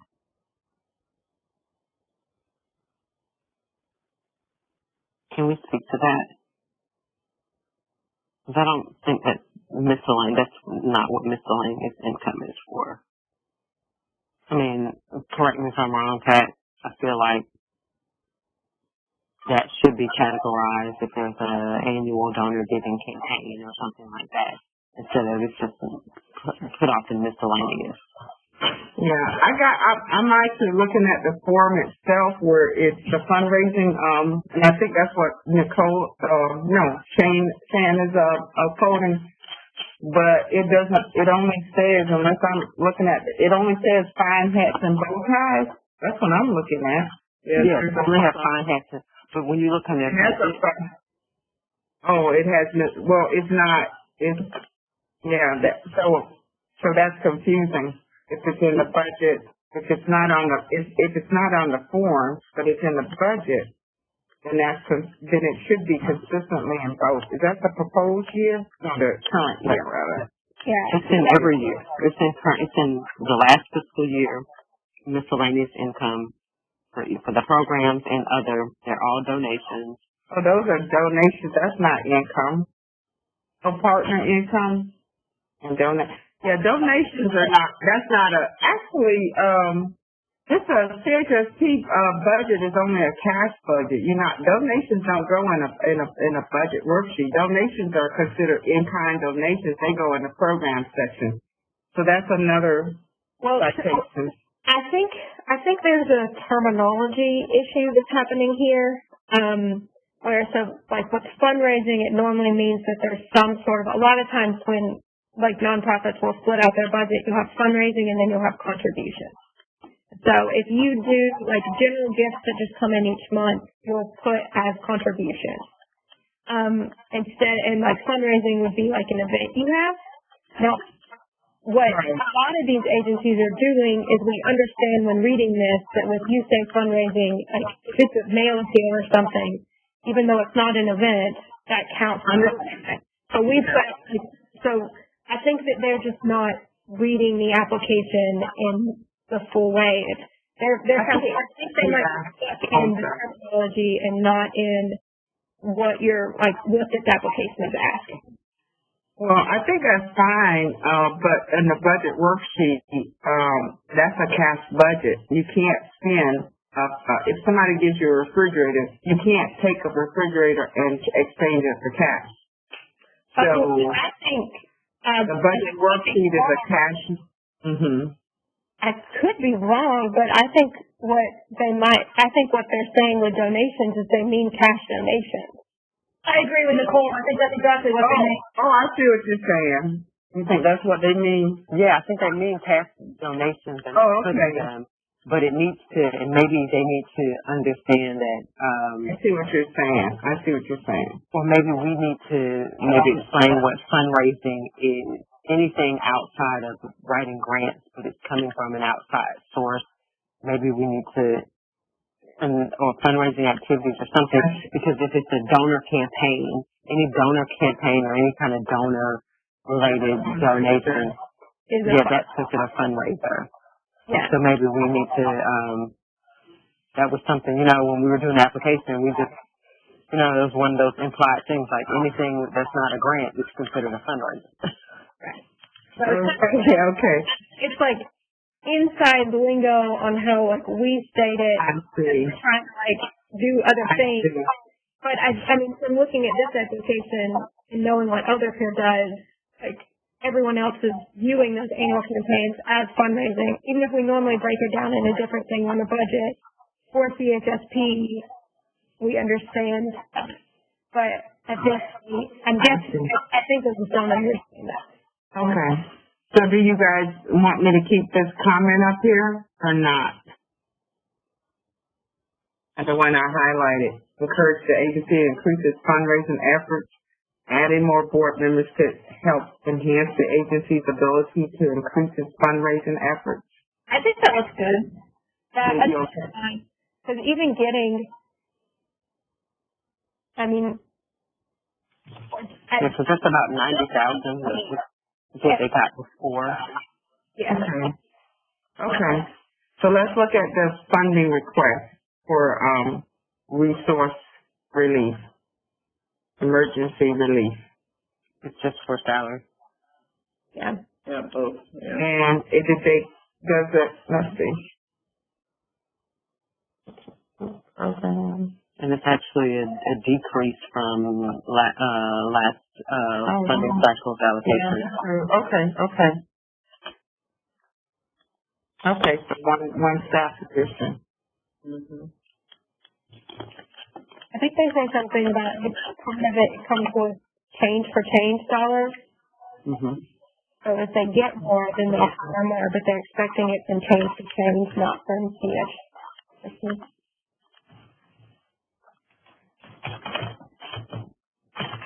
Okay. And I'll figure, let me summarize and then we'll move on to CSC. We're going to have to kind of probably move a little bit. I don't know how many agencies we got on this team. But we had, on Tuesday, I could have just stated, I'll tell you the truth, we had 13 agencies on the team on Tuesday, and I thought I could have just wring my own neck by the time I finished writing. It was very stressful. It was stressful. Well, and we still, but we had, again, just kind of summarize, fourth year finding regarding board development, concerning about the banking charges, the accumulation of banking charges, the collaboration with Good News is for Good Development. What's some positive here? Encourage the agency to increase its fundraising efforts. We already talked about that. Of course, increasing the board diversity can actually enhance that. Program design, emergency relief, the program description, like specific details. For example, all partners were not included in the collaboration section of the application. They provided local data that demonstrated the need for the program. It is unclear why the agency did not provide a response to the long-term outcome next year in the application. Please explain the term empowerment resources. The program provided extensive relief support to over 1,000, I don't know what families, but individuals. I don't know if it says families. And then Furniture Bank creative program that addresses an unmet community needs and fills a gap. Last year, they served 127 households. The program description needs more details. For example, only one collaborative partner was included in the application. Who are the partners, as well as how does the agency partner with other community resources to obtain donated furniture? Giving them an example of the types of details that should be included. And then as far as the impact of COVID, the agency received less referrals during the shutdown. They stated that they anticipate an increase in demand for services. Furniture Bank justification, the agency explained the need for CHSC funding. However, due to lack of details regarding how the program is administered, it was difficult to determine the staffing needs of the program. And in emergency relief, the agency explained, and I don't know, do you want to say justified the need for CHSC funding for this program specifically? Yes. Yes. So that was more clear to you from what I heard. Okay. So we will move off of that one and go right into CSC next. And you know what I keep wishing, like each agency should only have one program apiece. It's a lot easier. But they have, I'm going to just put this to one page. It's easier to see it on the same page. So same thing for this one. They have 24-hour emergency services program and case management. I will jump in real quick. It's kind of an answer to their COVID-19 response, but I was very impressed with what they had done in doing emergency fundraising and getting a committee together to address how the virus is going to impact their services. So I was very impressed with the way they detailed their response to to the situation. So that, especially the housing, because they also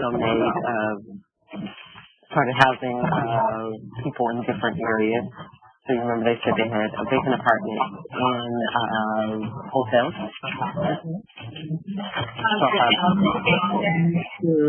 Higher structure. Yeah. Congregate housing was very innovative and they really spawned other organizations out there in the country.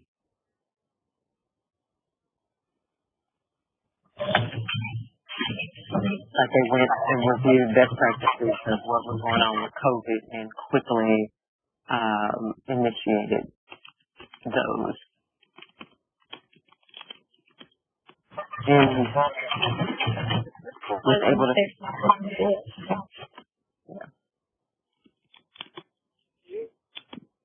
I also know for COVID, they have been, as far as grants, they're applying for everything and anything and getting significant funds.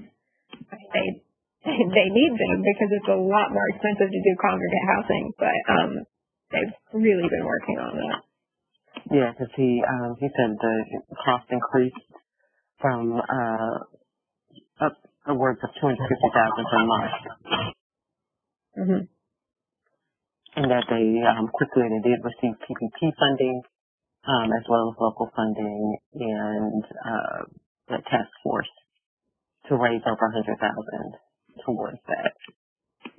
So we just want to basically commend them for their change management during COVID-19.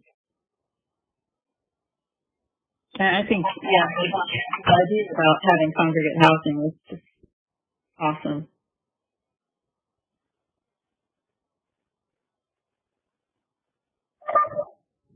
And the fact that they are now rethinking their model says a lot.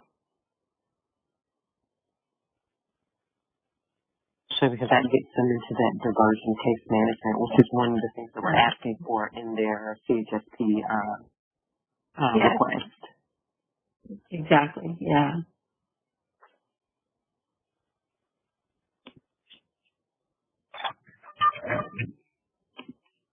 Which I think was a part of their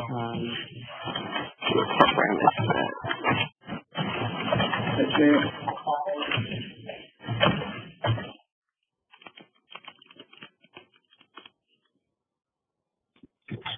Okay. I don't know if you saw my, you see my comment from what I wrote from your comment? Yes. I think did I capture everything you wanted me to say?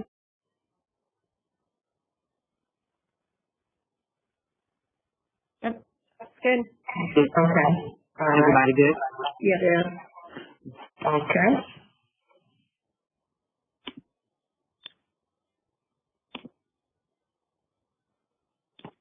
Anything, is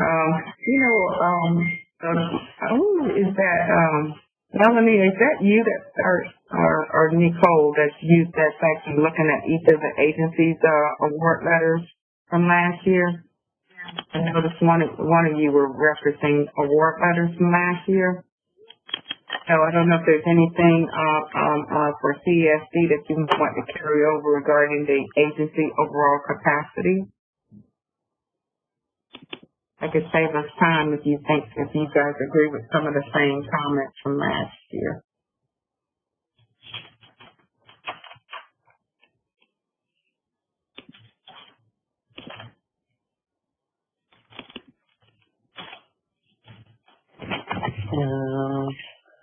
I think that the second year concern was when completing the salary information worksheet provided breakdown of the personnel based on the same position titles rather than including all personnel associated with particular functions of the agency, such as operations personnel and health services, evening clinic. Please note that this is a requirement. So I think that was clear. Yeah, they have a very long salary of sheet. I think they definitely broke it out a little bit more.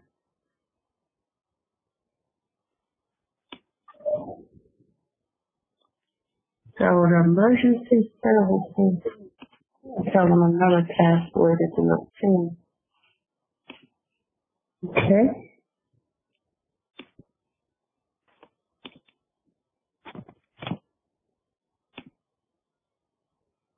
Any other comments? There was an error in the application of $48,000. It was in the wrong line. I think it was 2 digits, but it was good maybe to have a second surprise look over everything. A proposed budget, or what document are you referring to? Do you all remember? I don't even think it was I don't know if it was my question or somebody else's. I think it was possibly somebody else's question.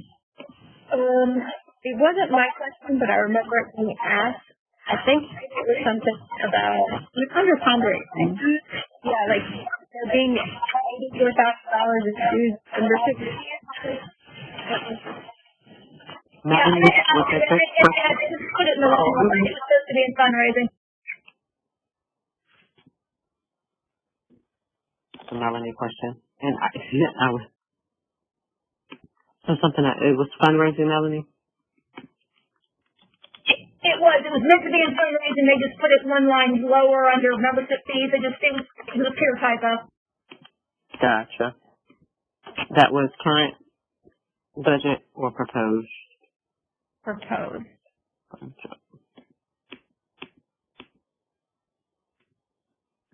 Gotcha.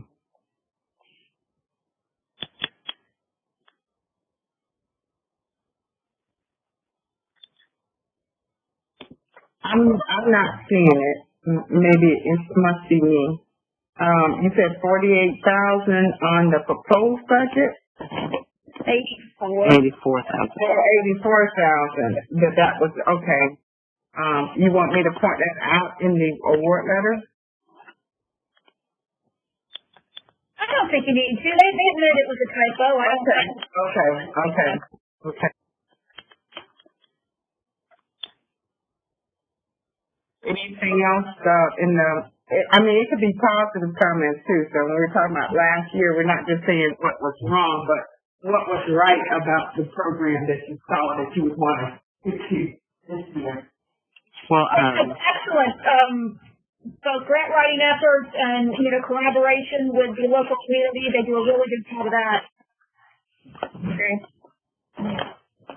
yeah, because the other stuff that was on the CRT from last year, the tiny house community enables the agency, we didn't talk about that. We didn't have a tour of the facility.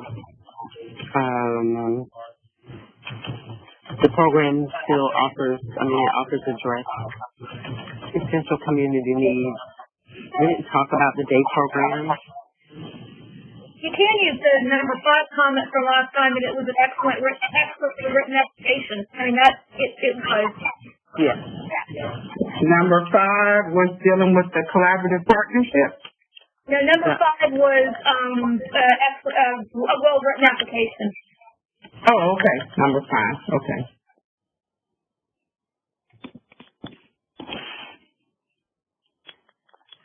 Can we say that the team appreciates the agency's review of the second year concern and correcting it?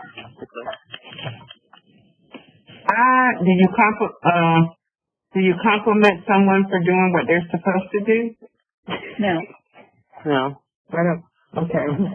How do we, but for addressing it? Because, it was a second year concern. They didn't address it in the second year. You won't have it. You automatically will address it because it won't be on the award letter. It won't be on the award letter moving.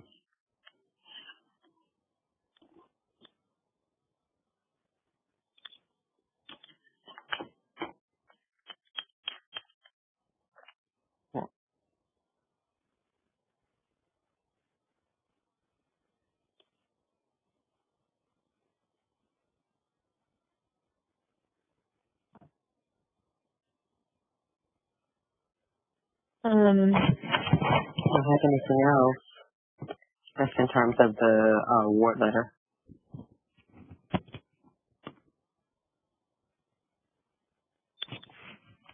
I feel like for, like, when we get to program justification, like the program stuff, they clearly answered what the funding request was and what happens if they don't get the full thing. And I appreciate it. I mean, so basically, like, if we don't get the full thing, we cannot do this diversion program. Which would be horrible, but I appreciate them stating it very clearly what will happen.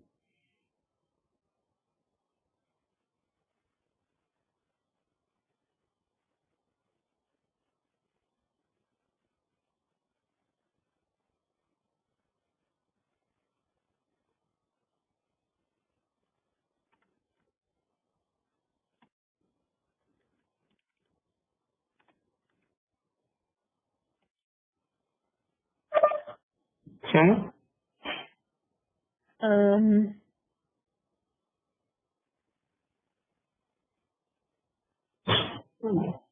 I think they do, like, they don't have a ton of target outcomes, but I think they do a good job making sure that they're tracking the really important things.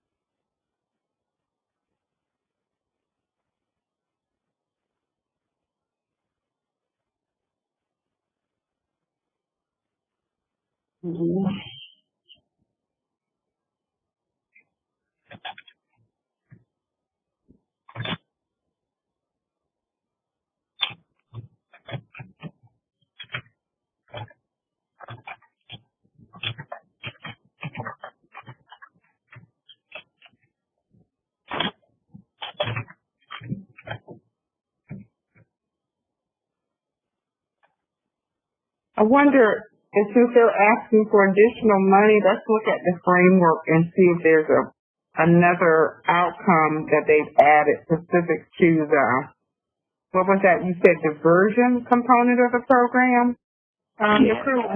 It's interesting that if you look at, if you're on the current evaluation, they say that in 2019, 51 clients were diverted, and if we get this extra funding, we'll be able to do more. But in the framework for next year, they don't do that for their outcomes. Okay, then. Yeah.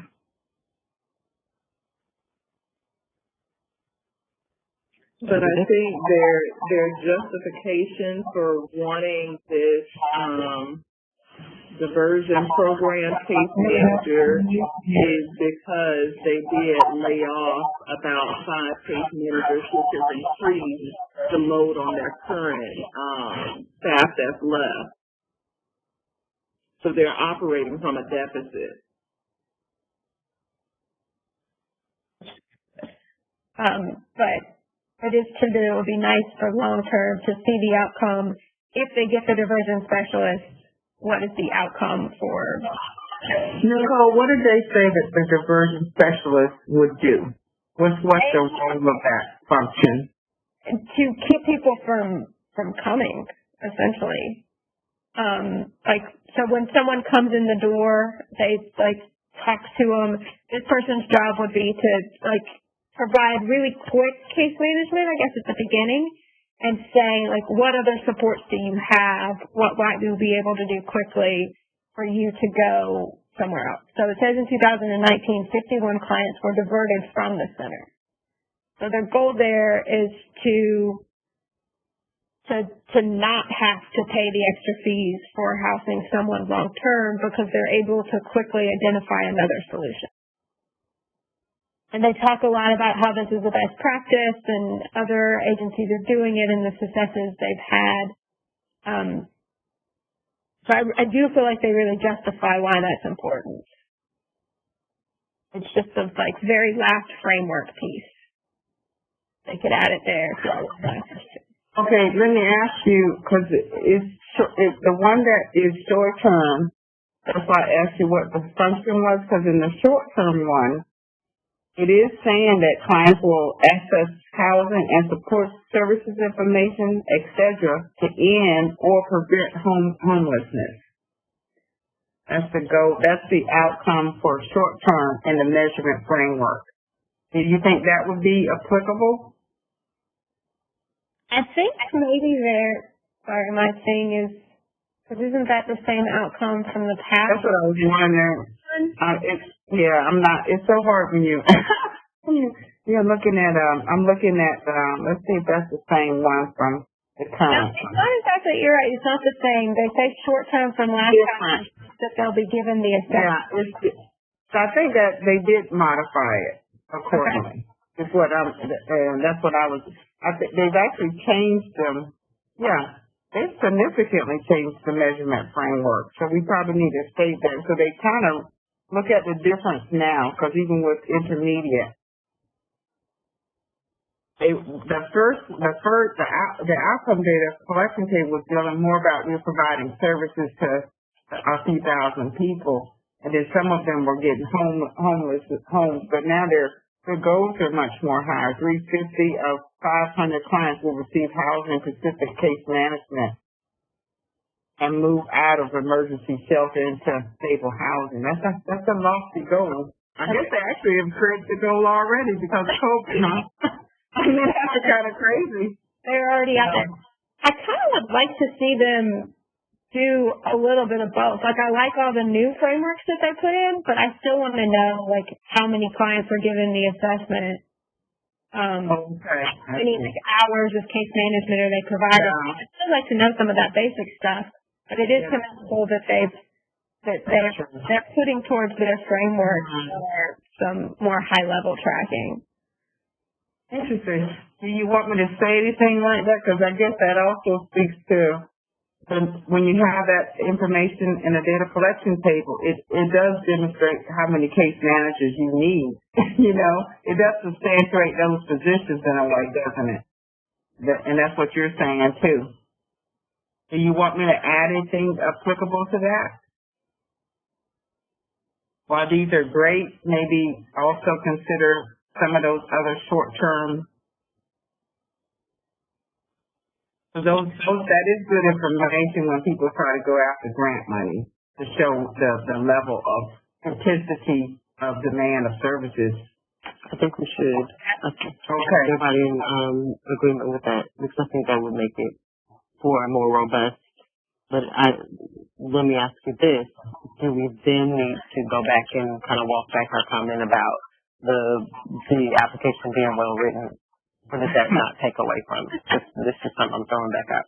I don't think it does. I don't think it takes away from the overall application. You're just making a suggestion that you think that they'll back into that framework of accountability of case management, the level of case management services rendered, but those are also good outcomes. They're probably more like short-term kind of outcomes. Yeah, I don't think it takes away from the quality of the application, though. Yeah, I think what we're basically saying is, like, you did a really great job. Don't mess it up. I'm in agreement with that. Everybody else, Shan, Melanie, Gabrielle. Yes. Yeah.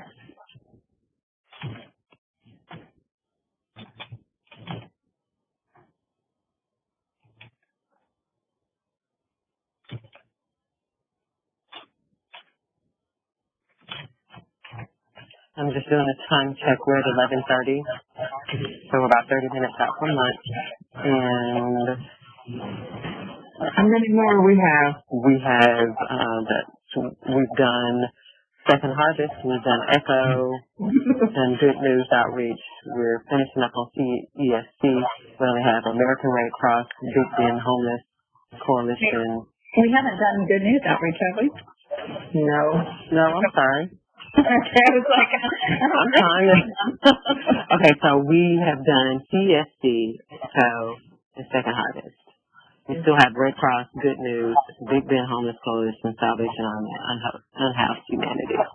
Ooh, we got a lot, so we got to move on. Okay. So who do you want next, Pat?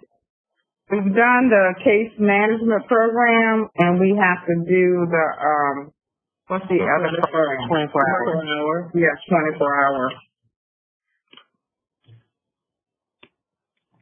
That one, I thought they had some really good stats on their social return on investment. Yes. And part of the application where they really talked about the comparison with the cost of incarceration. I thought they broke that down really well and made some very good arguments for it. I agree on that one, Melanie.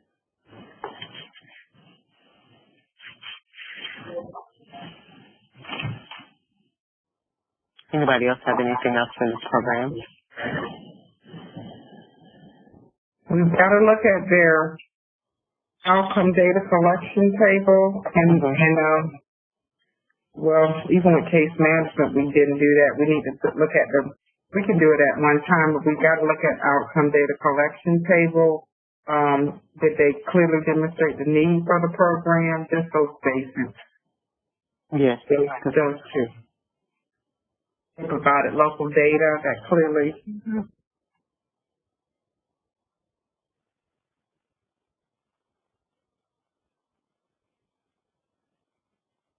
It's a lot to do in 2 days. Outcomes are not my forte, but looking at the data they provided for the emergency 24-hour program, it looks like they've got pretty good detailed goals and outcomes to me. Good.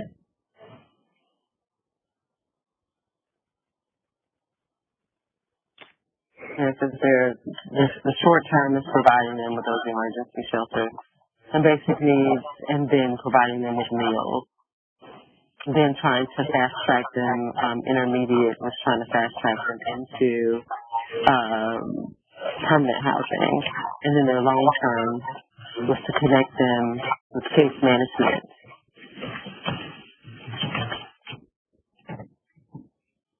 Now, it is interesting, and is this the same? 24% of the clients receiving emergency shelter, and okay, never mind, and obtaining more stable housing. I would like that to be a little bit higher.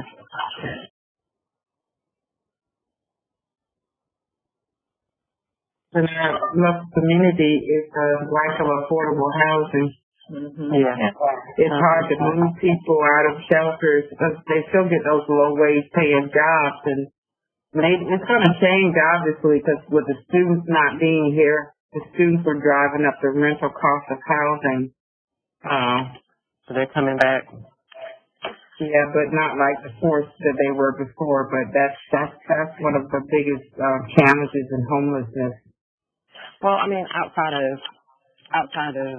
students, I mean, we have a significant deficit in the amount of affordable housing in Tallahassee, period. Right. Because if you take the students away, I mean, we're building, I guess that's one part of the whole, Wilani portion, like, are people going to, that work in that area going to be able to actually live in that area? So, yeah. We won't be political because we got 25 minutes a month. Okay, measurable outcome findings and outcome data collection table. So we got that. And I don't know that they provide good details in the needs analysis. We could probably, maybe since it's a few of you guys, if each person takes on a certain responsibility for each application, that might could save us some time too and make us go a little faster. So, Nicole, what do you like to? What do you think about that, Jackie? Well, I was going to ask Nicole because of her work, if either she or Shan could tackle the outcome, the framework for the next couple of agencies. Yeah, that's fine. And maybe have another person do program description, because both Nicole and Shan are both social workers. Nicole, do you mind tackling that portion? Shan will do framework, and you'll do program description. Which one do you feel most comfortable with, Shan? Outcome. Okay. And then, seems like Miss Gabrielle has already become the lead of the budget stuff. She's and Oh, but I'm not a finance person. okay, you do it so well. I'm an investor. You do it so well. But you do it very well. So you can look at the budgetary aspects of the application. And Melanie, what part should we give you? Just the overall program, like the statistics in the program, how many clients been served, those kinds of hard type of data. But also, you've been right on with the COVID stuff. So we'll have Melanie also, she will be the one to give us responses about the COVID questions and budget justification. Okay? So with that, let's look at as far as a needs analysis. Well, you already said it's a very well detailed application, so that's indicative that they must have done a great needs analysis for both programs. So how about we just look at the funding, and then we'll actually be done with this with CESC. If we look at the funding request for the emergency shelter. I think they detailed their funding request very well when they laid out exactly how much money and what portion of their staff would use for the compensation and benefits, and I think they did a good job of laying it out. Yes, I would agree. Agreed. So we'll put her. So we're just, that's right, because actually Nicole told me that they did that for both. So yeah, that would be in. So we're done with CSC. You want me to summarize it or just move on to Homeless Coalition? For the sake of time, Homeless Coalition. I think we are good. I try to make sure that we are okay. Okay. We did talk about it a lot.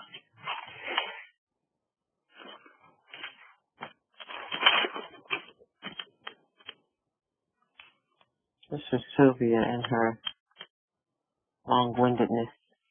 I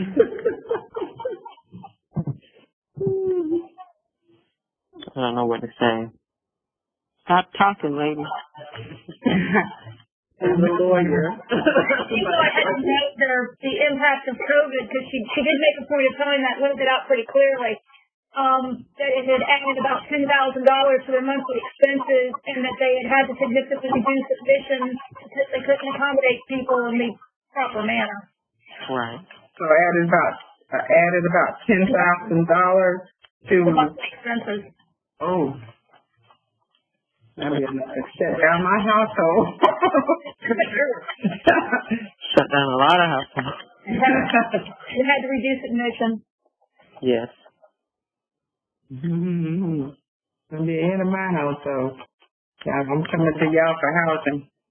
I was a little, I mean, I would have rather that they partnered with CESC in terms of getting in on that.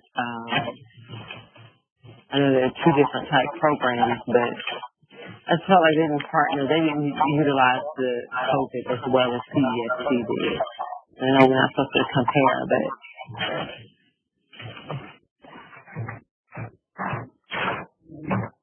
I don't think they were forward thinking.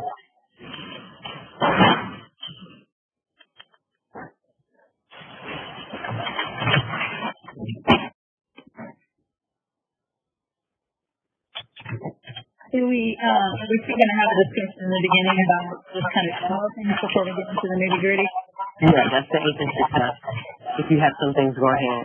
So I noted the same that even the director spent way too much time addressing and deflecting questions.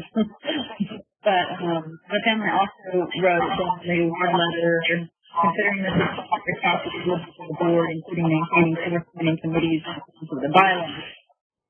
This was on a previous on the award letter too. CRT strongly encourages the agency to increase its membership. Currently there are 8 board members. Adding more members with diverse skills would increase the capacity of the board in fundraising. They now have 10, but the application mentions 21. And they said that they were way too ambitious with it. It just sounds like they have some work to do still with regard to that I have a lot more numbers. They added 4 in 2018 and 4 in 2019, and they're vetting prospects for 2020. But it just sounds like they still need to work on that. I don't know how to say it, but recommend continuing to work on improvements in board structure.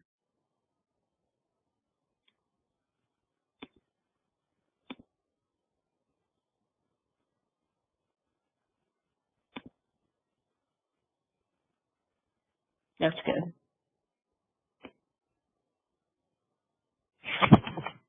You okay with that statement? Yeah. We've got our consensus going. They do a great list of collaboration throughout the community.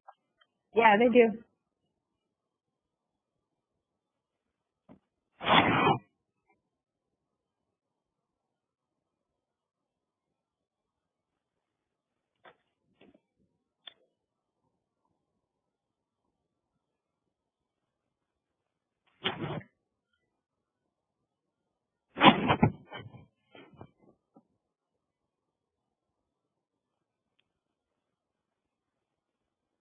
They've done an excellent job with fundraising.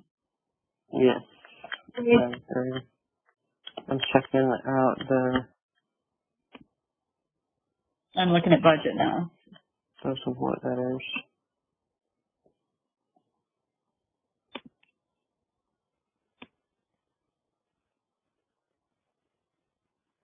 And they also provide kind of a unique program in that they're the only place that will actually shelter families. So that's a very unique need.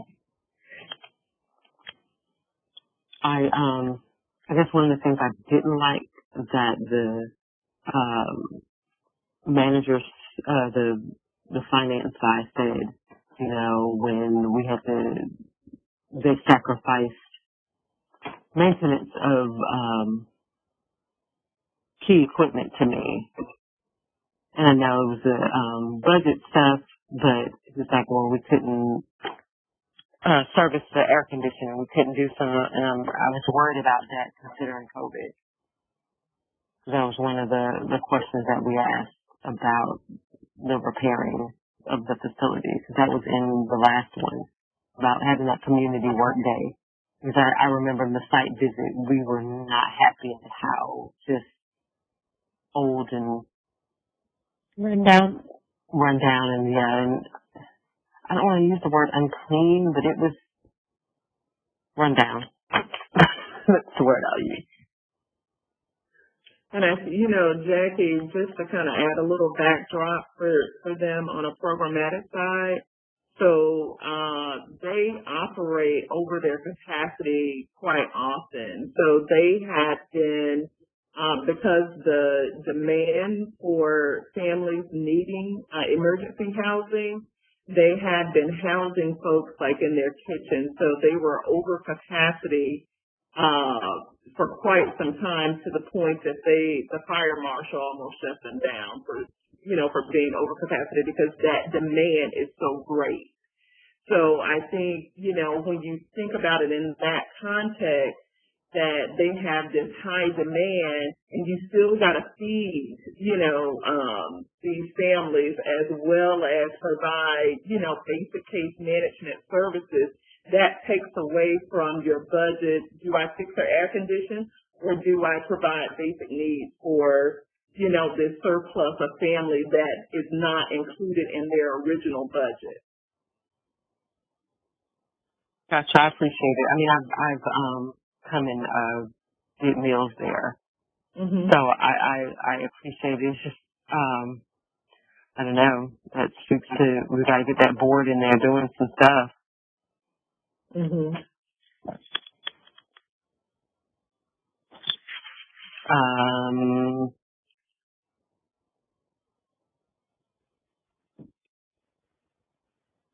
Everybody reviewed what Pat's got up there so far. If we're okay with it, we can move on to the next, into the program specific stuff. Yes. So that's the COVID.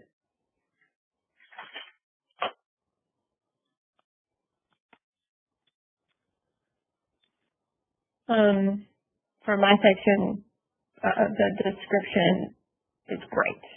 They clearly state goals and objectives and the difference between what's a goal and what's an objective. They break down the bolded points of what's step 1, step 2. I think they did a really great job explaining the program.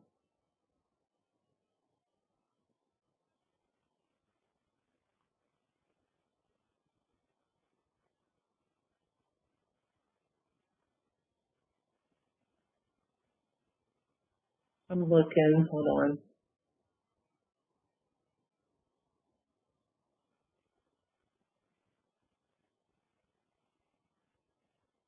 I can share about budget if you want, or if you're there, go for it. Pat, are you okay with, while Shan's looking, that, Deborah does budget? Sure am. Okay, go ahead, Shan. So, they had increased a few line items. One was staff compensation and benefits. Another was occupancy, and the third was material supplies. Staff compensation was to cover a funding shortfall in staffing and to provide market rate adjustments to wages for positions that haven't seen a shift in many years. So they want to basically increase the salary.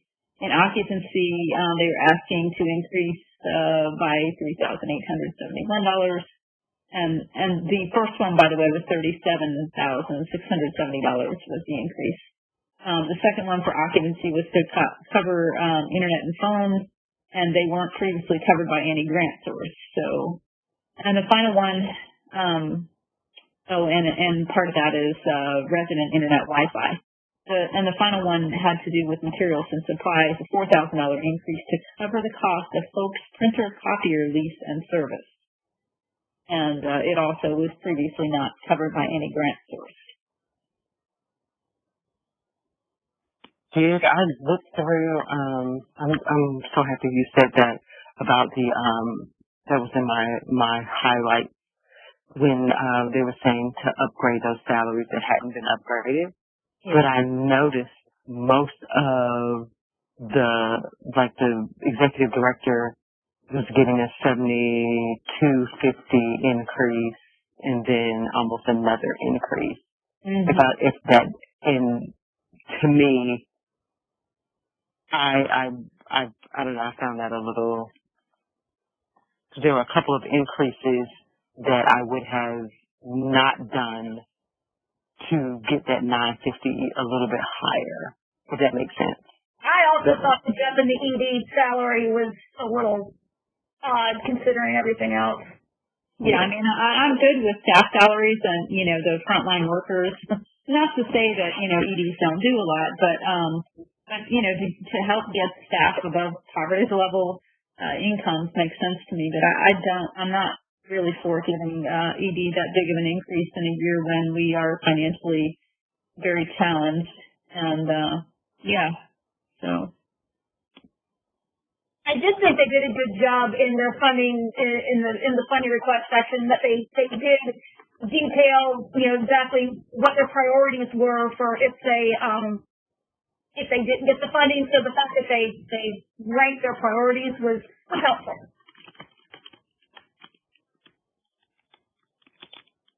I think so too.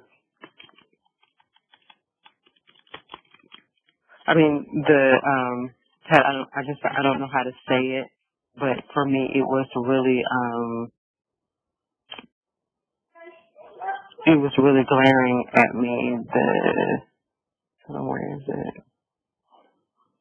Going from, in the last fiscal year's 85, the current fiscal year budget is budgeted for 92.5, and then the proposed was 100,000. So basically going up 15,000 from the last fiscal year budget. That's the executive director. Director of finance going up 15 as well. So that's 30,000 right there. So that was particularly concerning. And I don't know if that hit anybody else, but once I saw, I was like, that's $30,000 right there, and people are still making $950. Mm-hmm. Definitely. So, team, is everybody okay with that? Absolutely. Okay, you ready to go back for my part, Pat? Are y'all still on the justification? Gabriella, you finished your good with budget? Yeah, and that was mainly, the things that needed to be called attention to. So. Thanks, Liz. Okay, we're good, Pat. Shane, you can go ahead. I think their outcome measures is spot on. I think that what's a little bit confusing is in their outcome measures table. I'm assuming that they're planning on producing these outcomes for 100% of the clients that they actually serve, but it is kind of difficult to figure out if that is the intended goal. When I look at the amount of individuals served, it does say 100%. So I think they did a good job of explaining what is outlined within the outcome framework. I just don't know how measurable it is because we don't have a baseline.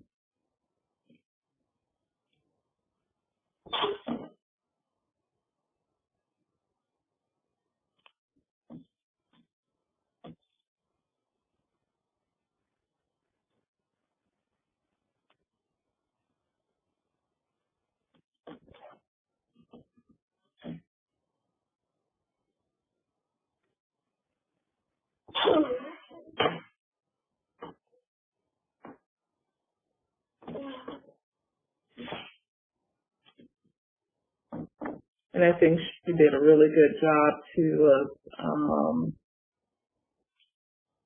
explaining within the narrative about participant outcomes.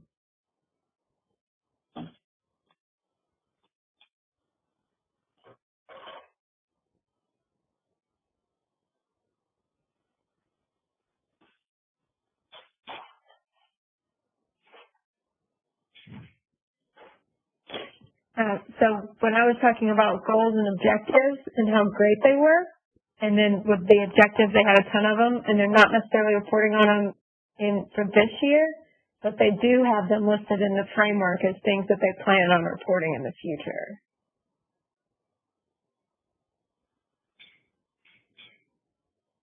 So if they follow through with that, great.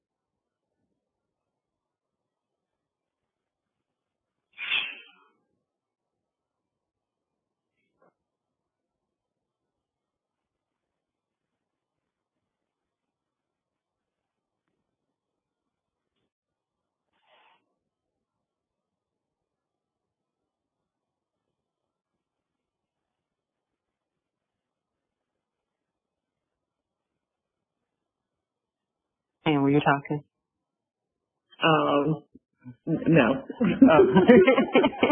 kid. Not that. I got it.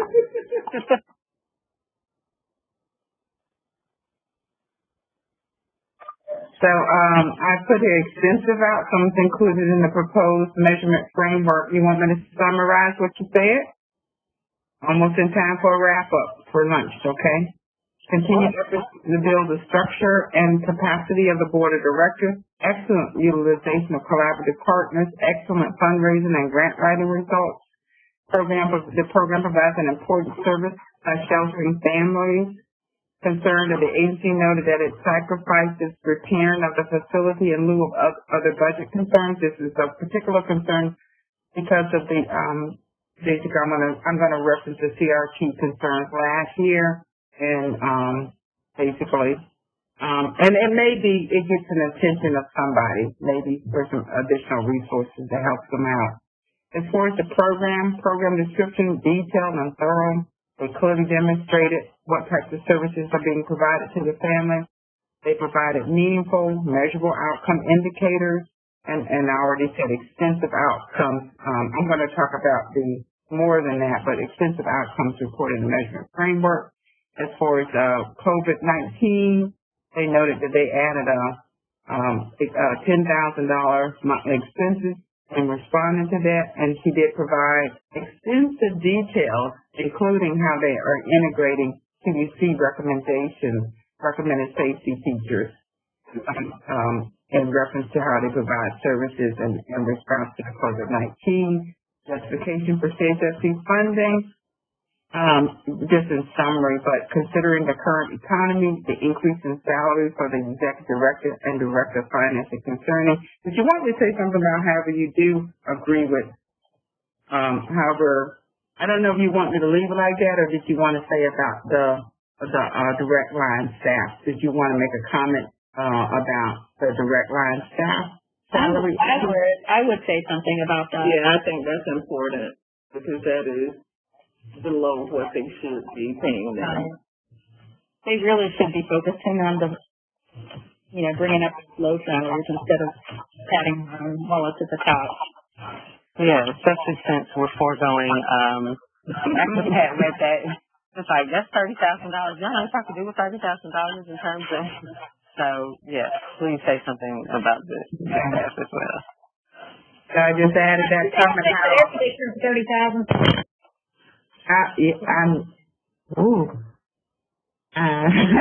Yeah.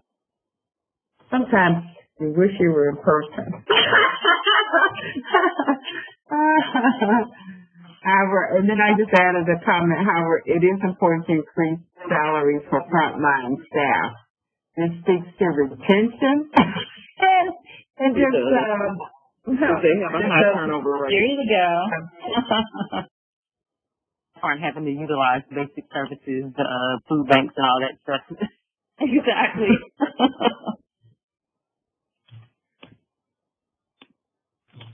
How about that? This helps retain competent, committed staff. So we're there with retention. Okay. Said it better. Yeah. I can read your mind, Jackie. I've been around you so long. Love it.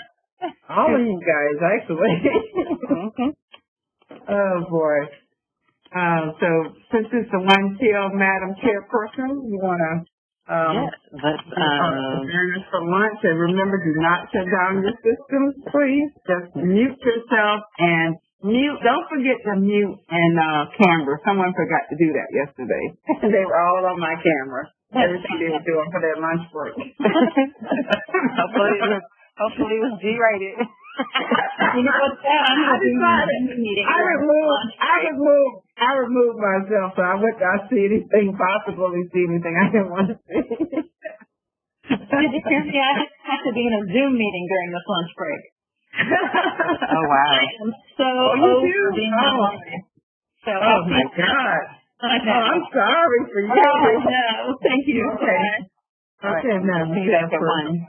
Okay, thank you, dear. You're welcome.